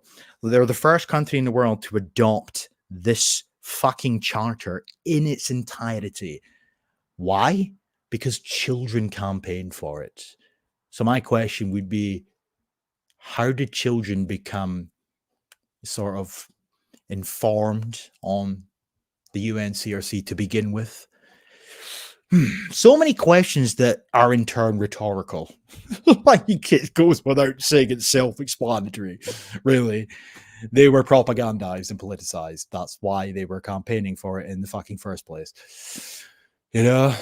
Same could be said for like climate. Remember the climate shit from a few years ago? The climate strikes that happened up and down the United Kingdom. The Greta marches. Yeah, right. And what happened as a result of that? Nicola Sturgeon declared a climate emergency, making Scotland the first country in the world to declare a climate emergency. So it took children protesting. It took 6-year-old Daphne and 7-year-old Thomas standing there with their fucking geography teacher, with their placards, You know, their felt tip pen placards, which were effectively pictures of the earth burning, penguins dying, and quotes from the United Nations. It took these children demanding political action for Nicola Sturgeon to go, you know what? Fucking hell. They've twisted my arm. I better do something about this because the children have demanded I do so. My question would be, albeit a rhetorical answer is expected, how did the children get to a position where they would demand change? How were the children in a position to feel sort of informed on the subject matter? Because of the education. One thing that I have noticed is that Newsround, I've just seen in the comment about John Craven's Newsround. Kids in Scotland, I don't know about in England, but in Scotland, the schools will sit the kids down and force them to watch Newsround. And Scotland as well is one of the only places that teaches modern studies where you're politicised, so you're learning about politics and sort of current affairs. England doesn't have that subject, so our kids are being put, because you get modern studies in high school, and you can choose to do it as a subject on its own when you get to make your choices further up the school. But kids, even in primary school, are being sat in front of Newsround, and they've been sat there during the COVID pandemic. They were forced to listen to Devi Sridhar saying that jabs were safe, but they're sitting there listening to these Newsround presenters presenting to them the UN agendas of climate change, racial equalities, whether it's stuff to do with LGBT. They're being propagandized at school because the teachers are sat there, and you can ask for your child not to be included, but who's to say that your child can opt out behind your back and go and watch it with their pals if they feel they're being excluded anyway? So why are our kids being sat there forced to watch news articles from the BBC? Well, rhetorical, really. I mean, it's just sort of standard practice nowadays. I mean, I'm very, very thankful that I'm not a child in school nowadays, to be honest, but that's where the onus is on parents, really, to sort of intervene in some capacity, and they never seem to. But, I mean, it's something that has been taking place. There's been a very self-evident transformation of Scottish academia over the course of the past 20 years or so. For anybody that's not aware, I mean, I was only, 10 years ago I was in school. You know, so I've been out of school for like just over 10 years now. And when I was in school, none of this shit was ever discussed or talked about. But now this is like the hot topics of the day. You know, and they're now even talking again about reforming education. There's more talk of doing more to reform education to sort of encompass all of these sort of global issues, you know. Instead of going to school to learn your ABCs, your 1, 2, 3s, and whatnot, you're going to school to learn about politicized global quote unquote issues. And it's remarkable to me how under the radar it continues to fly. Really, whether it's climate, whether it's LGBT, whether it's the race shit, which is, it's slowly starting to seep into academia. I mean, the critical race theory stuff, which obviously is the core tenet of this stream, is something that's not happening overnight. It's slowly seeping into academia, very, very slowly, snail's pace, but it's hiding behind the sort of farcical, innocuous, quote unquote, terms such as anti-racism. But yeah, this is the anti-racist curriculum principles. Okay.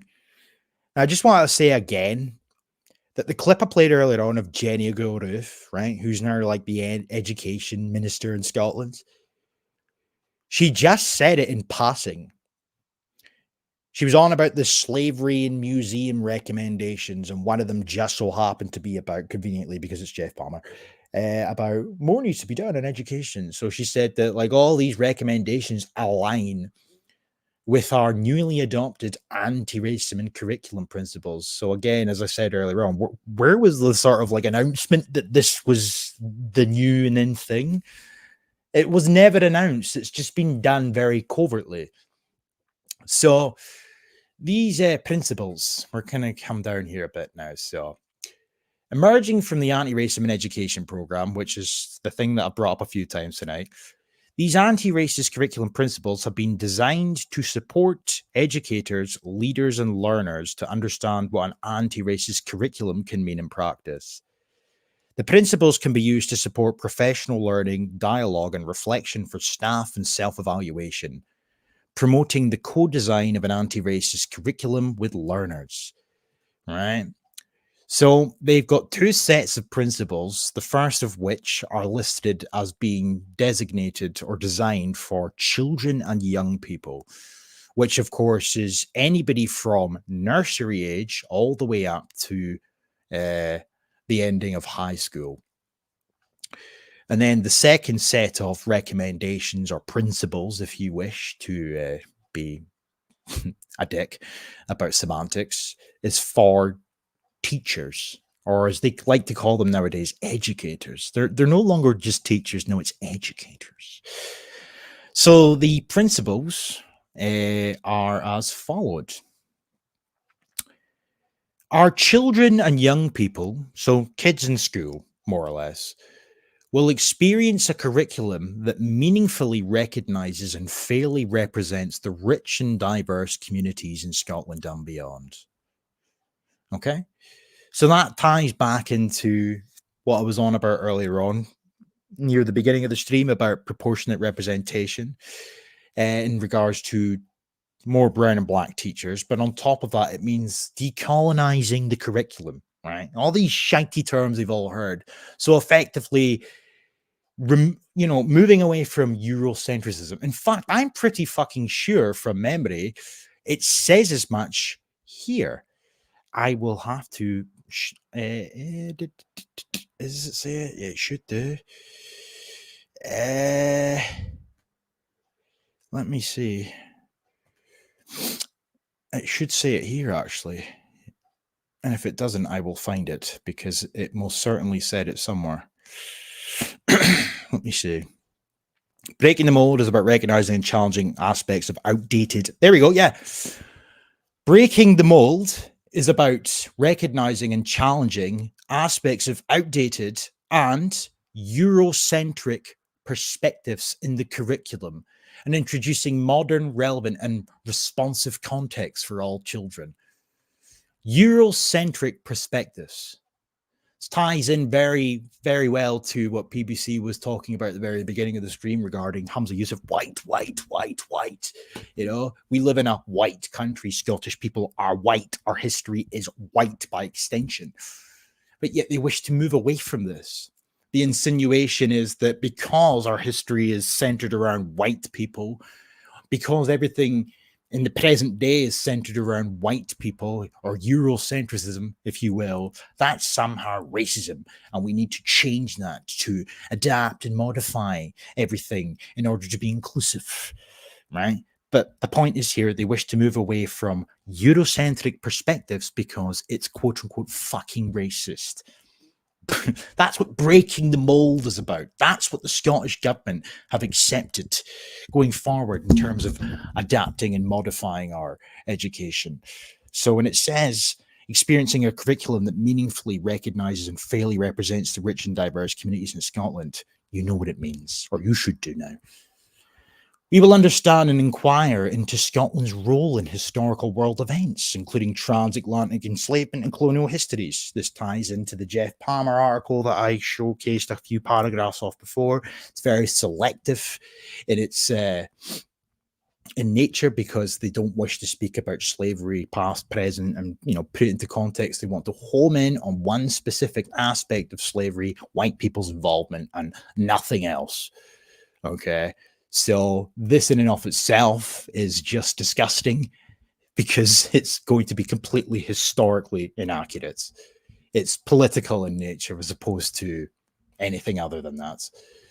They want children and young people, emphasis on children and young people, to learn and investigate past and present events in a way that amplifies underrepresented perspectives and stories. Children will feel safe and confident to co-design their curriculum from their personal perspectives and those of the wider world. What the fuck? They want children to be critical thinking global citizens that challenge discrimination and prejudice through an understanding and awareness of the behaviors, practices, and processes that create injustice in the world.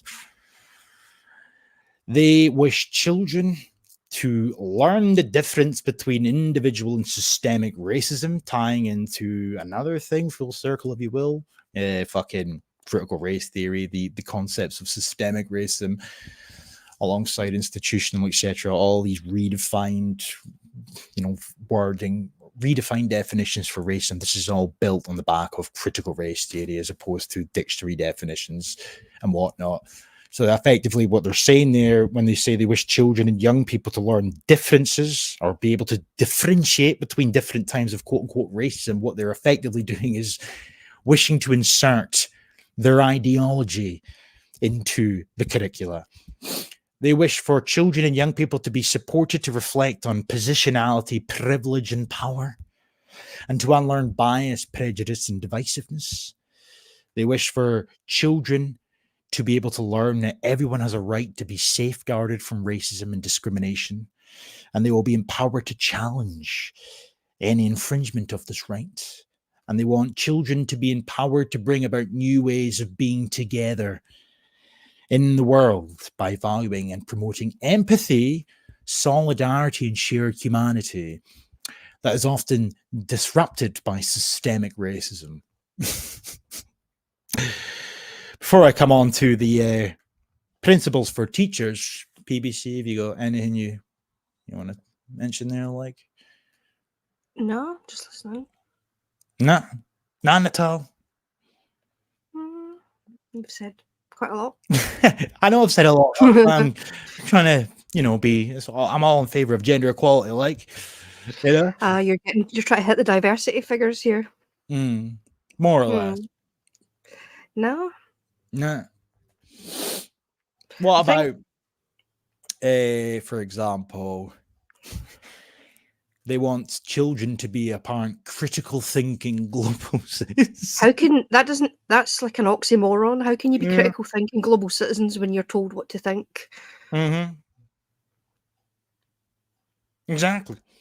Or I always find this one annoying, really. I hear it, or I read it quite a lot. They want to teach empathy. How do you teach empathy to kids who are plagued by autism?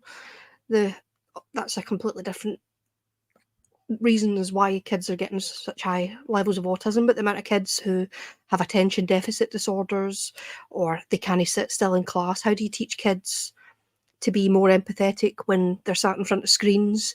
They're not engaging with their peers. They're not playing the same way that kids used to play, so they're not learning how to engage. They're not learning critical skills that people need, how to build relationships. So how do you teach that to kids who are being bred out of what it is to be a human? They're being taught, sit in front of a screen, sit online, take selfies of yourself, or send sext if you're in high school to your classmates and whatever on Snapchat or TikTok, or sit in front of a camera talking to people halfway across the globe. They're not sitting in front of their mates just having a chat and learning how to be empathetic and how to listen to other people.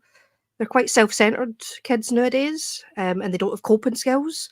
They really don't have coping skills, and they don't have basic common sense. So how can you promote empathy to kids who are being taught anything but empathy or how to be empathetic? As much as I agree with everything you've said there, I would even take it a step further and say, how can you teach empathy as an emotion? Because if you could teach empathy, then how come we have psychopaths and sociopaths? How come we have politicians?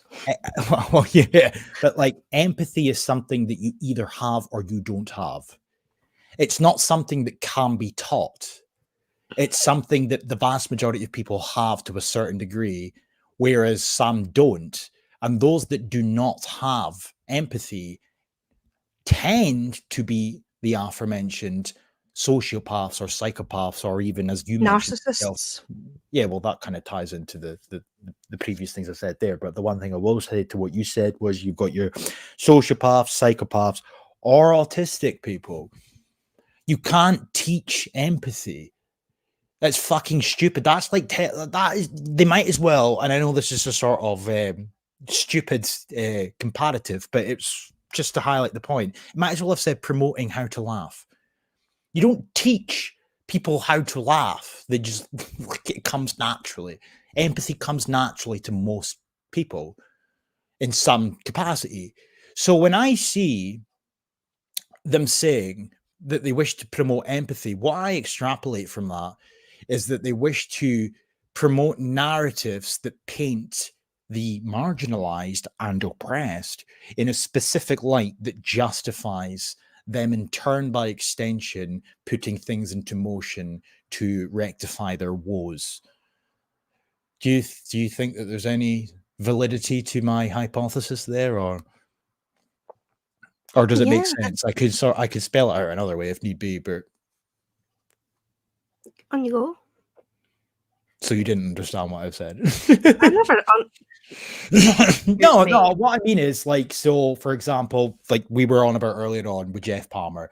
So they will, for example, point or home in on a selective version of a historical event such as slavery in order to try and in turn make people feel sorry for Black people. And even if they don't feel sorry for them, because that requires empathy, they can in turn see why policies are being put into place in modern day to try and aid these individuals. So slavery back then, right?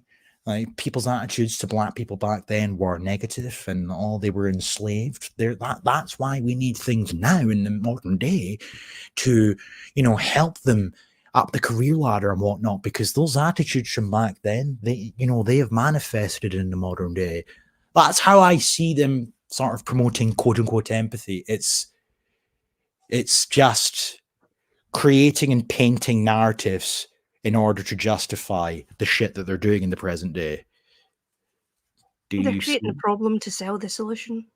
Yes, more or less, aye. So here we go with the teachers. So again, let me just emphasize again that the Scottish government have accepted this shit, according to Jenny Gilruth, right? Jenny Gilruth said herself, in a random fucking Q&A session, that the slavery recommendations, they coincidentally happen to align with our newly adopted anti-racist curriculum principles. So I'm not just reading some random retarded fucking PDF. These are the principles that have been accepted in full. These are the principles that have been conjured up by some fucking group of individuals. The Building Racial Literacy Brigade, right? The critical race theorists in Scotland, who have coined a term that was initially stated by some Black guy in the Scottish Youth Parliament. Anyway, so they wish for teachers and educators, or leaders even, to commit to continual personal and professional learning to develop a high level of racial literacy. Now we're getting somewhere. Racial literacy, of course, is building racial literacy, which by extension is critical race theory, right?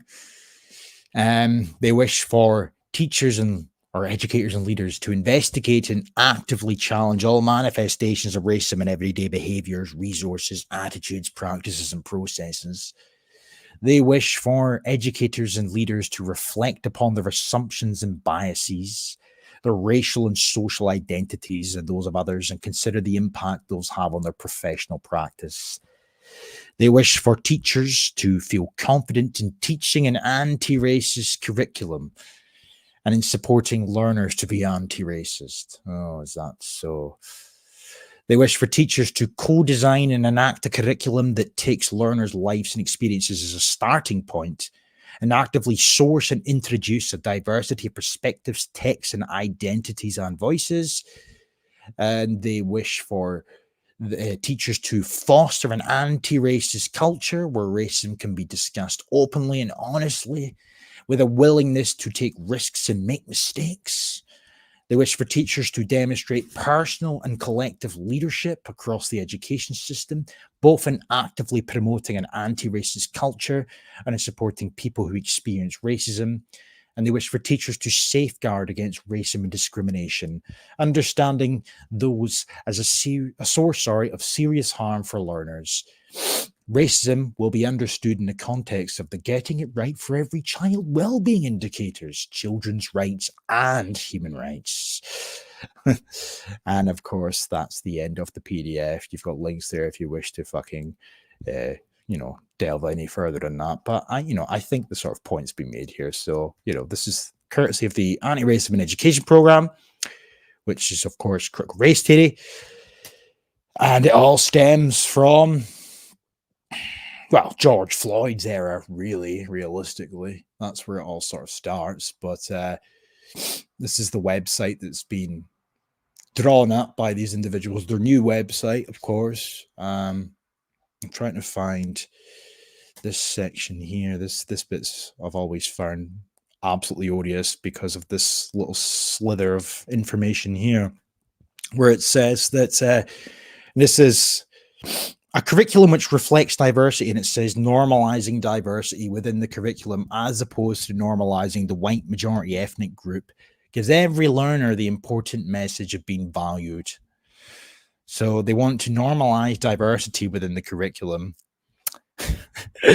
to combat the apparent normalization process of a white majority ethnic group. No, that's just the status quo. That's what everybody accepts and expects and acknowledges, that the majority of Scotland is white. But we have to oppose that normalization, apparently, and instead, in its place, promote to normalize diversity. Why? Because of my Eurocentrism. So that's really the short and curlies of what's going on in Scotland at present. So yeah. I mean Tyrone. Oh yeah, Tyrone Floyd. Oh mate, that was funny as fuck. Yeah. I've rambled for so fucking long. My voice is so croaky. I need a drink. So PPC, please fucking take over for like a minute at least. If you've got anything to say, that would be very appreciated. I think people need to start paying more attention to what their kids are doing, asking the teachers what's being taught, because the majority of folk in the chat will know what's been getting pushed, especially a lot of the names that you see in there, because they've heard you talking about it and they've seen your posts and whatever. But the majority of people have got no idea what their kids are learning at school, and they think schools are just the same sort of places that they were when they attended, or even their older kids attended. And they're really not. They're just indoctrination camps now, and it's global citizenship that's being promoted at every turn, whether it's to do with the sexuality stuff, the climate stuff, the racial stuff. They're just being told what to think. They're not being told how to formulate their own thoughts, or how to question anything, how to ask for references for the material that's been presented to them. They're just being told that this pack that's been promoted by these groups, whether it's the CRT stuff, that's factual, and their teacher's telling them it's factual, and if you're 7 or 8 years old at school, your teacher's telling you something, you're going to believe it. And as for the normalising diversity within the curriculum and taking away from the majority group being white, what that really means for your child is if your child's going to have a Christmas nativity play, that black or brown child in the class is going to be Joseph at Christmas time, and no white child's ever going to get that role, because if they give that to a white child, that's going to be considered to be racist, which means all the kids are going to grow up thinking that Joseph was a black man or an Asian, because those kids have been promoted above the majority group. So white kids are being selected behind, they're being put as second-class citizens in their own country, their own schools, their own communities, by the people we're entrusting to educate them and give them a better start. And these kids have been plagued with guilt from all these things that they're supposed to be carrying the burden of their ancestors and the guilt that they're supposed to carry for being born with a certain shade of skin, or for having a certain sexuality, or for having parents who maybe are Christian and don't agree with certain things that are being promoted in school. If you happen to be from a group of white Christian stock, then you're going to be made to feel like a pariah in your own community if you're a child. Yeah. And I absolutely echo, especially what you said there about parents need to be paying more attention to what's going on, because like the core crux of what's been sort of highlighted tonight in the stream, right? Because it goes so under the radar for the majority of the time, unless you kind of actively go out seeking the information, you'd be none the wiser. But because this is never really put to the public, that's just my take on it anyway. I might very well be naive in this regard. I kind of hold a semblance of hope that I'm correct and I'm not naive. But you know, the alternative is what Budgie Burger said there. Most of the parents have bought into the agenda anyway. My sort of 2 cents to sort of counteract that would be: have they bought into this, or have they, if they've heard about what's going on, have they fallen for the sort of labels that are used to masquerade what's truly going on? For example, even this article here, right? Everything that's been discussed tonight, that's really the fucking what's going on. It's critical race theory. And I mean, yeah, you could argue that I've not really gone out of my way to prove this critical race theory. Like, come on, the fuck. Like, if I need to pull up like the anti-racist educator, which is where most of these people come from, who have helped shape the reformation of Scottish academia, I very much could do so in an instant. It's not difficult. Their website, albeit dormant, still remains. But my point is, though, they hide behind the facade. They masquerade their shit behind the label of anti-racism. Okay? Now, so Jen Eagle Roof says in our parliament, in response to some script fucking read out question, and she says that, oh, we've adopted these principles, the anti-racist curriculum principles, etc., etc., etc. Right? Fast forward like a week later, and it's then announced that 6 Glasgow schools, not just Glaswegian schools, by the way, there was one in Edinburgh, but the point remains the same though. 6 Glaswegian schools, primary schools, dare I say, so this is children, we're not even talking about teenagers, this is children, have landed anti-racist project funding. Okay? Now, on the face of it, anti-racism, again, what does that really mean? But where does this stem from? More importantly, why is this happening? Okay, so let me just kind of go through this very briefly, this article. Take his comment off. He or she, I've never actually established if Budgie Burger's a boy or a girl, but nonetheless, it's irrelevant. 6 Glaswegian primary schools land anti-racist project funding, okay? And it says very quickly on that the grant to Annette Street Primary School, Cran Hill Primary School, Kings Park Primary School, etc., etc., is part of the 2023-2024 School Library Improvement Fund. The fund is organised by the Scottish Library and Information Council on, oh, what a shock, on behalf of the Scottish Government. Okay? The funding available to all state-run nurseries, primary schools and secondary schools with a library prioritised applications which focused on supporting anti-racism and racial equality. Anti-racism, is that fucking right? Oh, wow. Okay. This is primary school children, right? Jen Eagle Roof, Cabinet Secretary for Education, said that school libraries play a key role in our efforts to further boost literacy and continue improving attainment, but there are also places where positive values can be developed. Projects supported by this funding will help young people to understand the harmful consequences of racism. Fucking define it. If you ask these people to define it, they're never asked to define it, but if they were pushed and prodded and asked to define racism, you would soon come to find that we're not talking about the dictionary definitions anymore. We're talking about the new and improved definitions, courtesy of the Building Racial Literacy Program and Ideology by extension. Schools or libraries even, are a vital resource, and all children should have access to the opportunities they provide. Oh my, wow, that's fantastic stuff. And it says, just to conclude, sorry, that the aim is to celebrate the oral storytelling, of traditional Scottish and European traveller families by creating a multilingual book of traditional tales. With Cranhill Primary's Rise Up Cranhill project will focus on enriching children's literacy experiences. Its partnership with Cranhill Development Trust will provide family learning, digital skill development, and target text that represents its diverse community. Yeah. Working in collaboration with the Scottish National Centre for Languages, Thornwell Primary School's multilingual marvels will highlight the benefits of intercultural competency so that languages are widely recognised.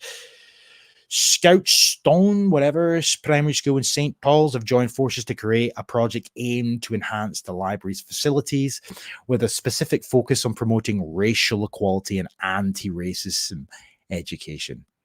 Okay? This is fucking primary schools. And Jenny Go Roof, with her crooked, wanky arse teeth, equivalent are pretty akin to Nigel Farage's, dare I say, sits there reading books, posing for photography opportunities, while gallivanting school to school to talk about the fact that this is fantastic, taxpayer-funded anti-racism projects and whatnot, you know? Libraries are there to help shape and mold children's perspectives. So what we're going to do is insert our fucking propagandized cancer into said library setting. You know, on the one hand, they will speak to no end about how children are shaped and molded in their early years, and it's imperative and vital that they have the access that they so desperately deserve to books and whatnot. But yet, in the next breath, in this fucking same sentence, the equivalent of speaking out both sides of their mouth, they in turn celebrate and promote the fact that they are inserting their poison into these environments. Why can't we just fund schools so they can all have a library full to the brim of all of the old classics that children are accustomed to? Why do we need to center all funding that's designated in their direction around political issues, whether that's gender bullshit, climate BS, or in this instance, anti-racist quote-unquote initiatives? Why is this being celebrated and promoted as if it's something that we should be proud and happy and joyous about? Just again, let me re-emphasize before I stop sharing my screen and come to my dear mistress before we fuck off for the evening. Primary schools are promoting anti-racism via their fucking libraries, courtesy of taxpayer-funded money. And we're supposed to either ignore this because the vast majority of people will never hear about this. But for those that do know about it, they're expected to join in with the applause, bang their pots and pans like we did for the NHS a few years ago, because this is great, progressive, inclusive, and something that should be celebrated in modern Scotland. It's fucking odious, it's cancerous, it's diabolical, and there's nothing else I can really add on the matter. They're basically holding schools to ransom by saying, we've got a big pot of money, and if you want any of it, you have to implement this set of goals, whether it's to do with race, climate, sex, gender, whatever. And if the schools, which a lot of these schools, specifically the ones that were pushing a lot of the LGBT stuff, it was in the poorest of areas. They had Mary Black taking Flowjob into one of the places in Scotland that's been declared multiple times to be a place of high deprivation, Fergusley Park, which wasn't even her ward, but she took a transgender or a transvestite sex worker in a class full of kids. And these schools are trying to make the best of it for their kids. So they'll snatch money if it's handed to them. And if all they have to do is put certain books in the library or promote certain activities.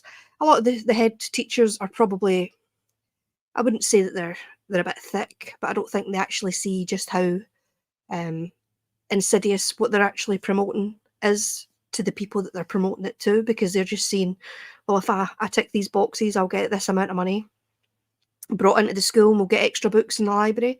Some of them are actually that stupid that they can't see the bigger picture.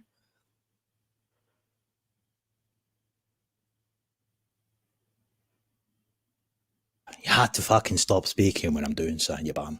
I didn't know you just- were doing something. No, I'm just getting your Telegram link up. Yeah, I think a lot of these projects and the schools that they target, it's selected. They usually are the schools that are struggling. It's not the schools that are doing very well that don't need the money. It's the schools that actually need that wee bonus.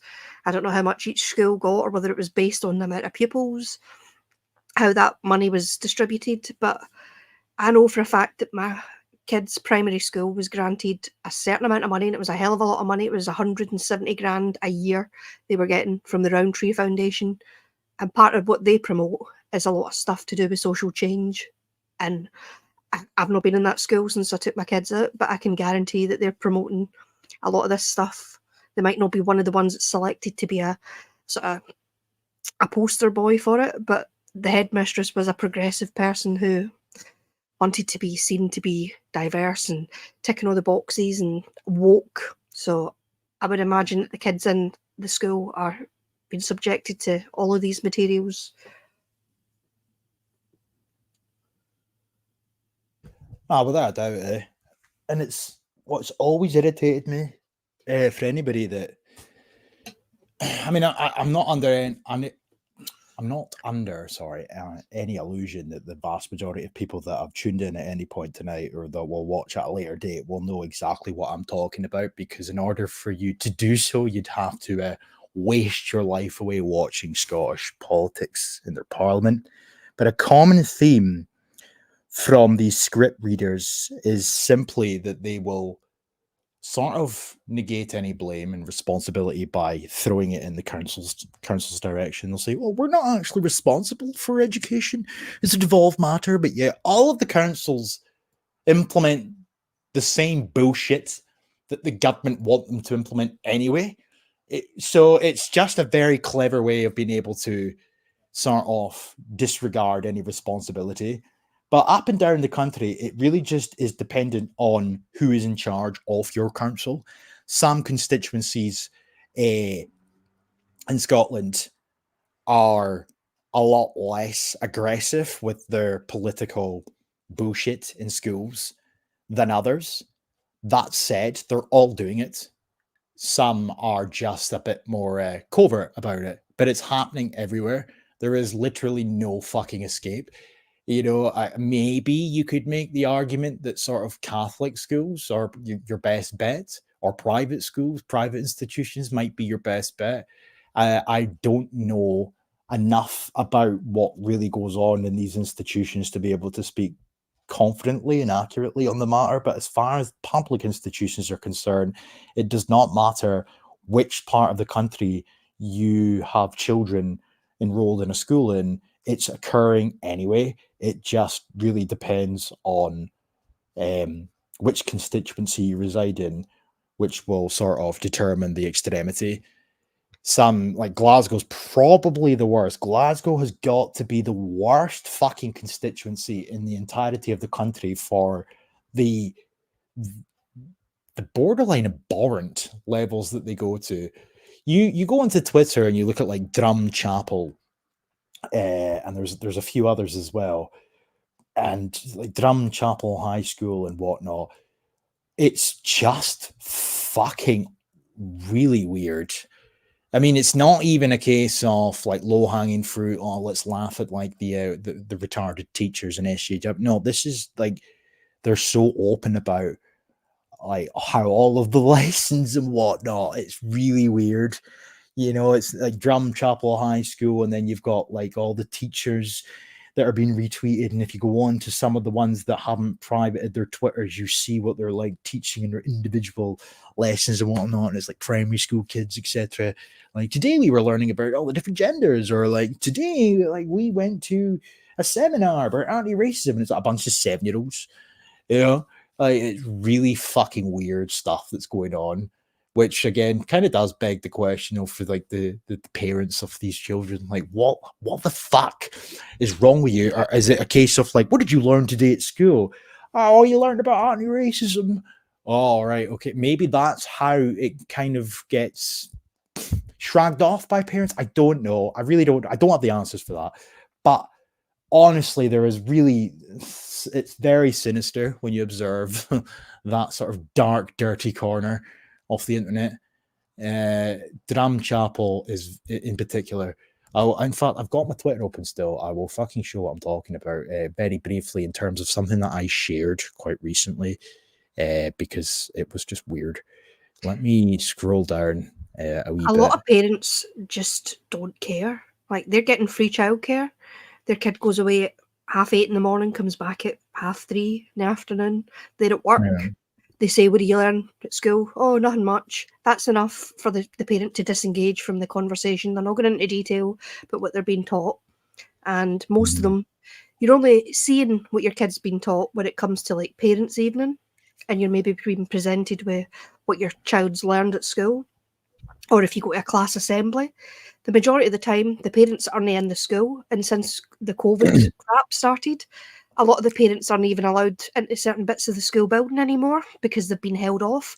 And it just so happens that all this shit has been pushed in, it's been shoehorned in after the COVID crap when the parents couldn't get in to access the classrooms and the kids in the school. So I think a lot of it, it's not even the councils themselves, because the councils are disengaging and saying, I don't know about the CRT stuff as much, but with the LGBT stuff and the sex education materials at the RSHP, that was up to individual teachers to teach it in their class. They could choose to use these materials. They were probably incentivized to use them because it's the official funded stuff that's sort of across the board. But what they were saying was that not all classes are using this material. Teachers have got discretion on whether they teach this subject or that subject. So with the CRT stuff, it's probably pretty similar, where they can choose not to sort of promote it, but they're probably incentivized heavily within either being promoted within the school or maybe financially through grants and whatever for the school if they are meeting targets for diversity. All of this is, a lot of it's to do with schools on these leaderboards and these Ofsted, is it Ofsted, the education regulator that goes in and regulates schools to see how they're meeting targets and whatever. So a lot of it is down to individual teachers needing to be empowered to tell the headmistress, no, I'm not want to teach this shit, because they can refuse to teach certain things if it goes against their moral code or whatever. I know specifically with the sex education sort of materials, they can do that. With the other stuff, I don't know as much because it's been a while since my kids were. No, they can't. No, school. no, because LGBT education is enshrined in law. It's really just a case of how extreme. Again, kind of going back to what I was on about in terms of extremity. It's really like if you wish to talk about the bare minimum in your school, or if you wish to go, fully on board, plug it off, so to speak. That's entirely up to the individual school and constituency in question. But as far as promoting LGBT, they have to, because that's one of the first things that Nicola Sturgeon fucking did when she took the helm after Alex Salmond, was enshrine LGBT into Scottish law, making Scotland the first country in the entire world to do so. So every school up and down Scotland has to teach LGBT. It just depends on what length the school will go to. So no, it's not even a case of morals at this point. And Ofsted isn't even the only thing actually to take into account in that regard. You've got the General Teaching Council of Scotland as well. Yeah, which effectively, as I've said before, they are the equivalent of the law. Enforcing. Yeah, like that's the academic equivalent of law. So, you can't get married till you're 16, or is it 16? Or I don't 16. fucking know. Aye, right. But you can't get married till you're 16. You can't drive until you're 17 or 18. You can't purchase alcohol till you're 18. Same way in schools, where you must teach this and you must teach that. because the General Teaching Council of Scotland said so. Everybody has to abide by these fucking rules. You know, and I feel like such a boomer. Let me just say there, because I sort of stumbled on my facts there regarding the ages. It wasn't that long ago. I was even 18 and whatnot. But I fucking hell. But Even this, I know that, and you call me a boomer. well, you are a bit of a bit. Shush. It's like I'm still trying to, recover from my butchering of Participation. I can't believe I did that. But look at this, though. On a side note, so this is what I was on about. So this is Partners Drum Chapel, right? And then you get like Meech and Miss. Like these are fucking teachers, and they're just so happy and happy chappy. You can all tag each other. This is amazing and brilliant. Joe and Meech and Miss attended Antonine Primary with 4 of our young people from the anti-racism group who delivered their own presentation to 50 primary 7s. Our girls done an amazing job in front of their biggest audience yet. Massive thanks to Miss A. Hinckley, who I'll come on to in just a second. But that right there, you've got 4 young people, quote unquote, delivering presentations to primary fucking 7s. Now, that in and of itself is weird, really weird, but it's being promoted and celebrated on Twitter. Now, Mrs. Hinckley, I've made videos on this. Whoa, I was going to say some mean things about her there. But I will refrain. I don't know if she's got anything of worth to speak about at present on her Twitter, but I'm going to find her on Education Scotland, because this fucking woman, she's just the pinnacle of obscurity, really. But she says here that she's a teacher of amazing, gifted young people. Hashtag belonging. Hashtag equity. Hashtag learning differences. Hashtag anti-poverty. Hashtag anti-racism. Hashtag LGBTQ+. Hashtag social justice. She's a maths teacher, all right? Mrs. A. Hinckley. Now, as you can tell just by scrolling ever so slightly down this woman's Twitter, she's fucking on about the LGBT and whatnot. Let me just show you who this woman really is. So I'll stop sharing my screen for just a second so I can find her.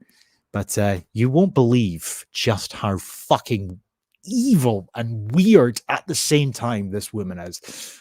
So bear with for just 2 seconds, and we are going to draw this to a conclusion in just a few minutes or whatever. But yeah, what do you think of that? Primary 7s though, conducting or being subjected to, should I say, fucking anti-racism presentations. Like, what the fuck's going on here? Like, it's just weird. Why is there not like a mass fucking exodus of people going like, what? Why? What is this? It's just weird. People are just so docile these days. They don't seem to want to get upset about anything. And I don't understand how parents can allow their kids to be taught this stuff. I just don't understand it. Neither do I, in fairness. Fucking weird, man. Oh, yeah. Here we go. Here she is. Present screen. Whew. Education Scotland again. Right? Want this to be hammered home here. Safe spaces, inclusion, belonging, and pupil empowerment. By Angel Hinckley. The aim of her blog is to explain why she believes safe spaces play an essential role in providing inclusive education. This blog will draw from my own, being her, own experience navigating the educational system. As a learner, Education Scotland's Building Racial Literacy Programme, which is the critical race theory programme, by the way, and my work with Drumchapel High's Anti-Racism Society. Wait for it, folks. About the author, Angel Hinckley. She is a principal teacher of inclusion, diversity, and culture. She's a maths teacher, as her Twitter alluded to. But more questionable, given the fact she's part of the Building Racial Literacy Programme, is the fact she works mainly being the operative word in this wee paragraph here, mainly with young people, right, with autism.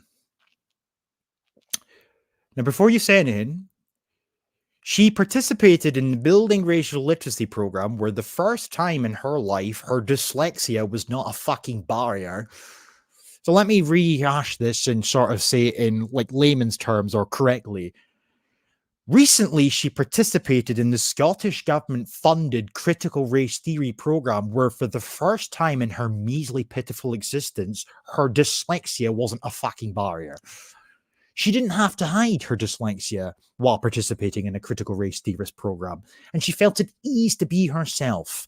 Melina Valdineri, the critical race theorist, the program lead, had sent her an invitation to a neurodiversity leadership meeting, which was run by professionals. It was an incredibly powerful event. I felt like I belonged. I learned more about my dyslexia and realized for the first time in my life that having dyslexia has advantages. I felt empowered. You're a great, fantastic, whatever. So empowered. But this, I'm sorry, autism. She's what the fuck? Being white, when I talk about my own experiences of inequality throughout the years, I have found strategies to mask them. However, there are no safe havens for people who are victims of racism. Nobody should have to hide or mask who they are, and we should live in a world where people embrace and celebrate their differences. Racism is deeply embedded in our society, blah, blah, blah, right? But then here's another reference to the Critical Race Theorist program. Education Scotland's Building Racial Literacy program is a place of heart and soul. It provided me with the framework I needed to make positive changes. It provided me with a much deeper understanding and direction to continue my learning journey. It gave me the confidence to start the Anti-Racism Club. Yes, that's right. This woman started anti-racist fucking school club in Drumchapel High School and provided a safe place for students who, by the way, half of whom were fucking autistic because she works with autistic students. Nobody thinking that this is egregious, because I certainly do. Final thoughts, PBC. Am I wrong to fucking think this is weird and horrible? No, and I think instead of teachers, we're getting political activists installed in schools who are then giving their political opinions to our kids. They're not actually teaching kids anything worth knowing, and the things that they're being installed, they're getting installments of political agendas from NGOs and all these sort of groups that are funding these activities. They aren't learning anything that's actually based in fact. They're just getting opinions formulated by people who can make money from selling this material to the schools and to teachers. But I think one thing that people don't always look at is the fact that a lot of these teachers, they're not old school teachers, as in teachers when I was at school or when even you were at school, that would have said, I'm not teaching that because that's a pile of shit. Like, I don't agree with this. These are teachers who have just come out of uni in most cases. They don't have kids in a lot of cases, so they don't know what it's like to bring a child up. They're being told, oh, it's bad to smack your kids or it's bad to chastise your child. But they've went through 17 years of SNP only education. So some of these people will never have known what it was like prior to SNP ever being in power. So the SNP's values have been instilled in these teachers who are political activists now, who are now growing the new generation of political activists through the Scottish Youth Parliament and the children's was the other one that you mentioned? Children's Parliament. The Children's Parliament. These kids are being made to be political activists because that's what their teachers are, and their teachers have been basically, this is what's been promoted to them at university. And Scotland basically promoted a couple of years back, I can't remember when they brought it in, but they wanted to fast track people into the teaching profession. So people didn't need to go and learn to get a degree in something first, whether it be geography or science or English, literature or maths or whatever. They could just leave one course, go and do a quick training course to become a teacher, and then be sat in front of your kids. And they're now talking about 18-year-olds teaching their peers. So it's just absolutely, it's mental. But it's political activism dressed up as education. Yep. No, I don't disagree. I mean, I've said that for some time now. Sort of a phrase that I've coined repeatedly. It's political grooming. That's more or less all it is. You know, one of my proudest moments was the fact that somebody somewhere out there in the ether had taken a 3-part thing that I'd done on YouTube regarding that very topic of political grooming. And this individual had put them all into the one fucking video and then posted it onto BitChute, you know, without my prompting or my say so. And I was like, fair play to you, mate. There's at least one other person out there who sees things the way that I see them. But the thing is, all the slurs that if you don't agree with the anti-racism stuff or the LGBT stuff or the climate things, they call people Nazis and all these sort of words. But at the same time, they're doing exactly what that regime were accused of doing to their population by indoctrinating the kids, bringing kids in and giving them sort of roles. So they're aping what that regime did in the 1930s, but they done it for different reasons. They had their own agenda, but we're basically copying that model. And we're saying that it's all right that we indoctrinate our kids. Politics is supposed to be completely separate from schools. They're not supposed to be political institutions. And the government certainly shouldn't be getting involved in promoting what is being taught when it comes to all these social justice topics. And the teachers, there are teachers out there who are afraid to push back. Older teachers who've got an idea of what should be getting taught to kids, who cannot because their unions don't support them, and they're scared to have a voice because their head mistress or their headmaster of the schools offer these things because they're either getting money for it or because they actually believe in it. But these teachers, they're on year-to-year contracts instead of being signed up to Drumchapel High School until you choose to leave. They're on a year contract, so if they don't perform in that year or they choose not to teach certain subjects, they don't get call back for the next year, so they're out of work. They're being held to ransom as well over whether they actually want to participate, and a lot of that the teachers need to.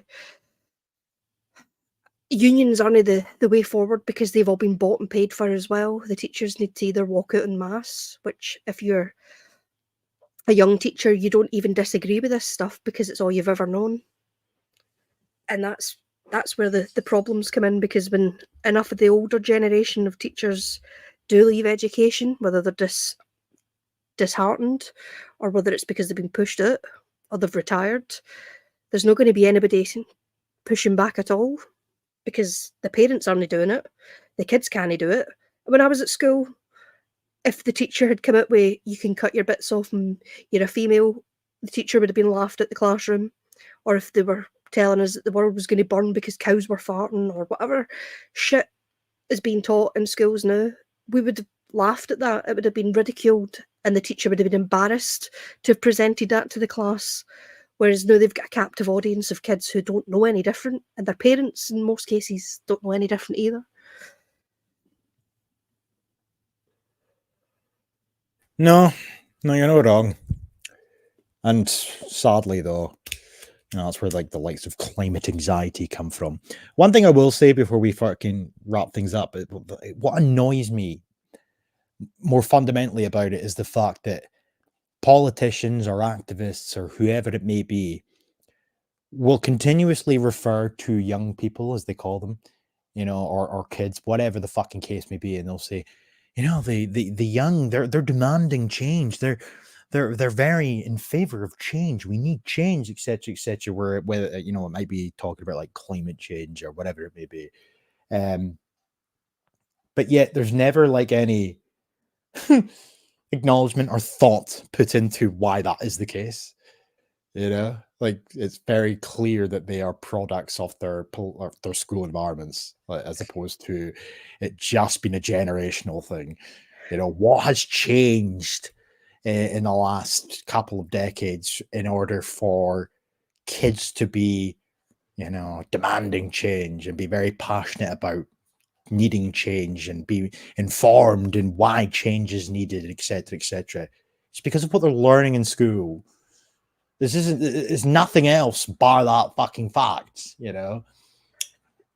Same principle applies with the quote unquote independence for Scotland. It's the same thing. Oh, well, you know, when the old people die, the young people are more in favor of independence. Why? Because in schools they're learning about the fucking EU and the benefits of the EU and whatnot.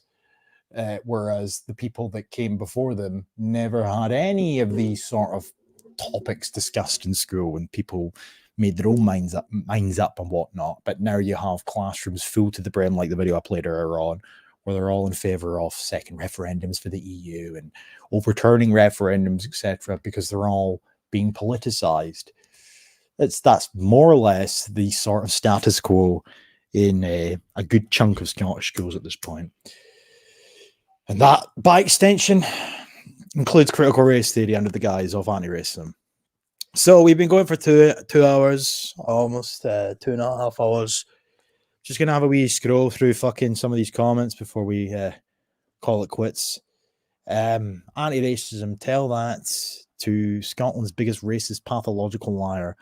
Yes, Humza. We spoke about Humza earlier on in the stream.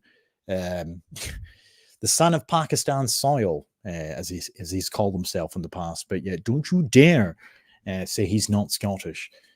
Because certain people, certain parameters of Scottish society will deem that racist and get you down for hate speech, even though he fucking said it himself, more or less. What else have we got here? William, Inverted Worlds. He made reference earlier on as well to something that I sometimes watch. Never while it's on the TV or whatever. I kind of watch it at a later date. I think it's too far up. Oh, wait, here we go. He's watching Debate Night, which is the Scottish equivalent of Question Time, more or less, with Patrick Harvey. Oh, fucking hell. I fucking hate Patrick Harvey. Yeah. Really, really, really hate Patrick Harvey. But not for like the sort of obvious reasons that most go to. It's just more the fact that he's like a gimp. He's really... He gets a fucking free pass, really, in terms of like, or let off even with how extreme he actually is. Like, this is a fucking guy who, he doesn't even say like, oh, the far right and whatnot. Like, he accuses people who oppose his fucking cancer and his extreme BS. Oh, it's just right wingers. Like that's how far to the left, quote unquote, he is, where even just merely being right wing is enough to be used as a slur, like, oh, right wingers, right wing. He's fucking insane. Some of the shit he said over the years, he is insane. He said is insane. There was a clip, I think it might have been the Family Party that shared this clip, but it was him and Alex Cole-Hamilton outside Parliament a couple of years ago, and it was to do with the LGBT stuff and the gender recognition. And it was women's groups who were there opposing this legislation. And he stood and said there should be no debate in the Parliament about whether gender recognition should be a thing, because he believes that it should just happen with it. So this is somebody that supposedly, he wasn't even elected. He was there as a list member. He just got in because he was making up the numbers. Nobody voted for him. He was never elected in his own right.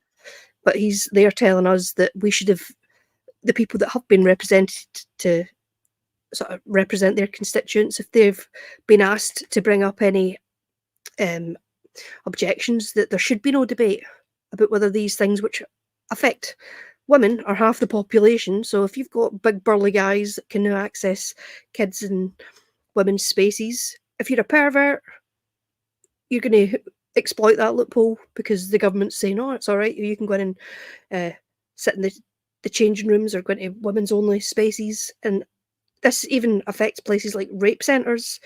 Women cannot ask for a proper female that was born female, doctor or counsellor, because that would then be transphobic and they'd be committing hate crimes and all this nonsense that's brought in with these people.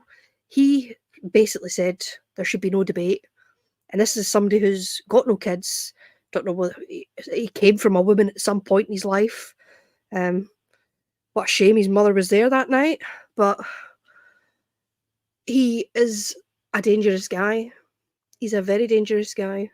And he goes. He is. And you goes know what's part remarkable about unnoticed. him? People like him, especially from like the Green Party, but not limited to, because the vast majority of them all profess the same sort of green credentials nowadays. But it's funny how like this guy insists that the science is pretty obvious. It's alarming. We're all going to die. We're all going to burn to a crisp, you know, unless we all stop consuming meat and boiling kettles and whatnot, right? The science is settled. We all have to implement imminent fucking change. But yet he, like many of his green counterparts, can sort of put that hysterical, you know, imperative climate science on the back burner, pardon the pun of burner, there, while he focuses on like gay stuff and whatnot. I've always found that remarkable. Here's a man whose entire political existence is predicated on climate science. We're all going to die. We all need to implement socialism. I've got a video on my channel from like 5 years ago or 4 years ago where he stood in our parliament and said that, like, because of the climate, the impending climate crisis, we need to eradicate capitalism. Like, oh yeah, great one, Pat, man, good one. Nonetheless, my point is though, isn't it funny how these people can always sort of like preach to the heavens about how we're all going to die, climate change this, climate change that, you know, global warming 1.5, blah blah blah blah blah blah blah. But yeah, they can then simultaneously say, but yeah, we'll talk about that later. Let's talk about gay people and transgender rights. It's remarkable how they've got time to talk about things that should realistically be fucking nothing burgers if we're all going to die. But they've got time to talk about the things that really matter. And I found Patrick that Harvey. peculiar over the years in truth. He wants everybody to have heat pumps installed in their houses, except Right. he said he's not going to have one because he lives in a tenement and he doesn't need to take one. So sorry course. for you to get a 50 grand heat pump that doesn't heat your house is absolute shite in these conditions. And even the guy who sold them has come out and said for a country like Scotland, it's useless installing these things because one, they're very expensive to purchase, and two, they don't work in certain temperatures. They're not going to do as effective a job at heating a house as a gas boiler is ever going to do. Yet the person proposing this crap has said, you can all do it, but I'm going to step away and do my own thing. So he's an absolute hypocrite.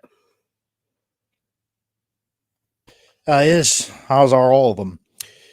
I think we'll probably wrap up proceedings there, folks, because I'm going on for 2.5 hours now. So, yeah. The unfortunate thing about streams, or even just YouTube videos in general, you can't post links to things that are not YouTube videos. So back in the day, whatever video I used to do, or even a stream, I would post the links to the stuff that I'd had up on screen and whatnot for people to go out and check out themselves. Can you not put them in the chat? Nope, can't do that, because in order to do, disappear? like, you have to it brings you to the same fucking screen where you have to I might be able to do it on a live right enough, but You might be able to put them in the chat at the end if you let it run for a minute. Bollock, like, because there's It's so many not. links. I'll try it now. There's one.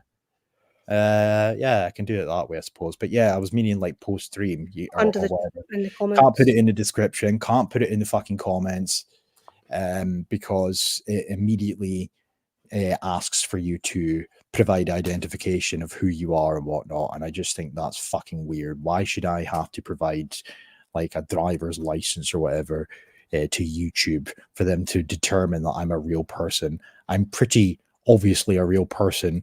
Robert Ingram in the description. No, you can't. Honestly, you can't do it. If it's not a YouTube video, you can't do it because they demand verification. You can't even pin a comment anymore. Back in the day, you could pin comments. Now, again, the same principle applies. Try to pin a comment. It demands for you to verify who you are. You need to provide identification. And I refuse point blank to fucking do that, really. Why should I provide identification to YouTube? It's just retarded. We just need to spam the chat for the time being. Well, I mean, I'm forwarding some of the stuff that's still got open in tabs, but I have, as we've progressed through the stream tonight, kind of closed some as we've gone. But some of the ones that I do have still open, I'm firing in the now. There's a few more to go. But yeah, I think that was really about it. Somebody did ask earlier on if we had telegrams. That Daryl Porter guy, I did provide our links. Don't know if you've seen them or not.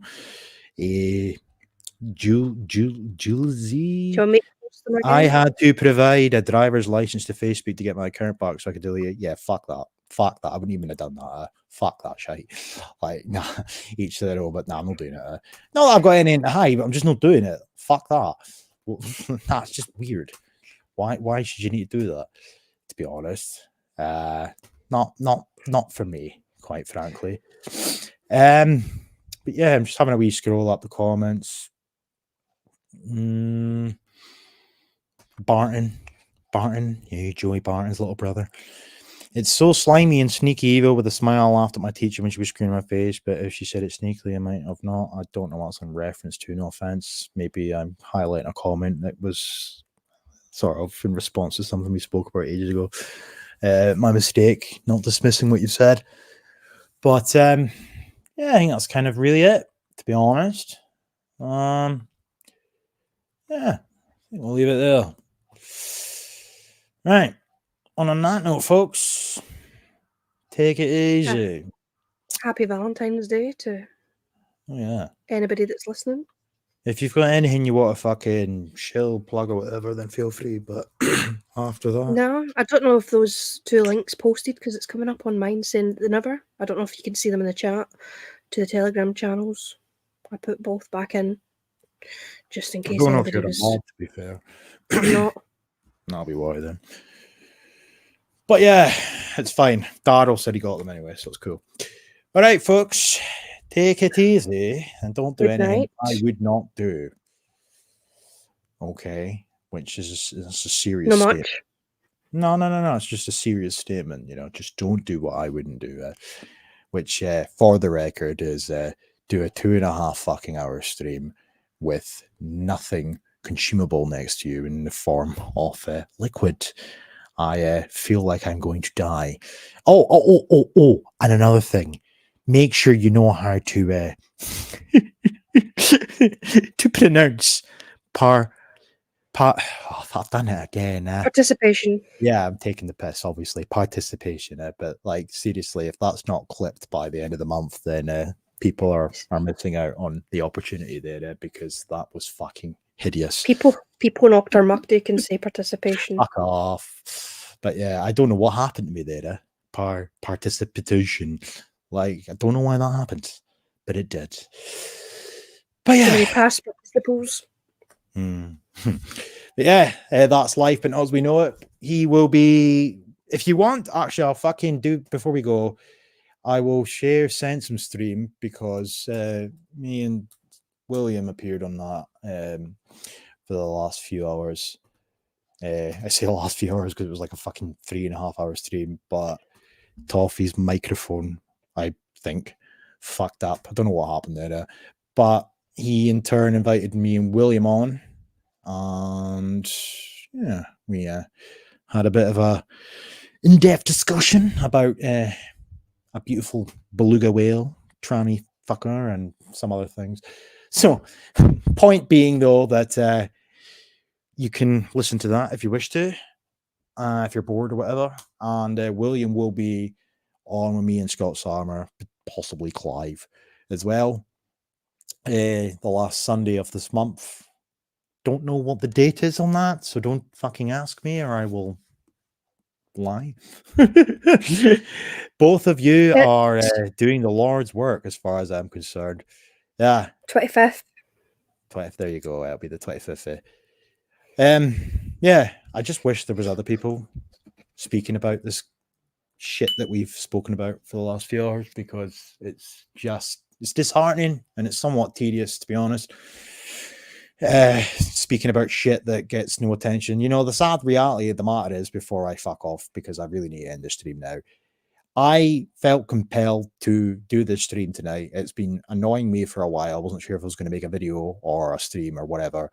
And the reason I did that, or felt like that, is because the video that I made, sort of condensing everything, really did piss poor in terms of views, Twitter and YouTube, and even Telegram, right? So the reality of the matter is, the likelihood is the stream will not do well either.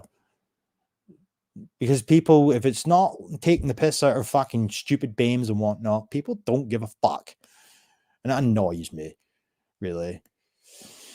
But yeah, appreciate everybody that stuck around for as long as they have. And I am going to leave it on that note because I really need to go and get a drink or I'm going to die. Adios, folks. Until next time. Bye-bye, bye-bye. Bisexual pronouns, BAMEs, beautiful labia. Yes. Shush. Things. Good night.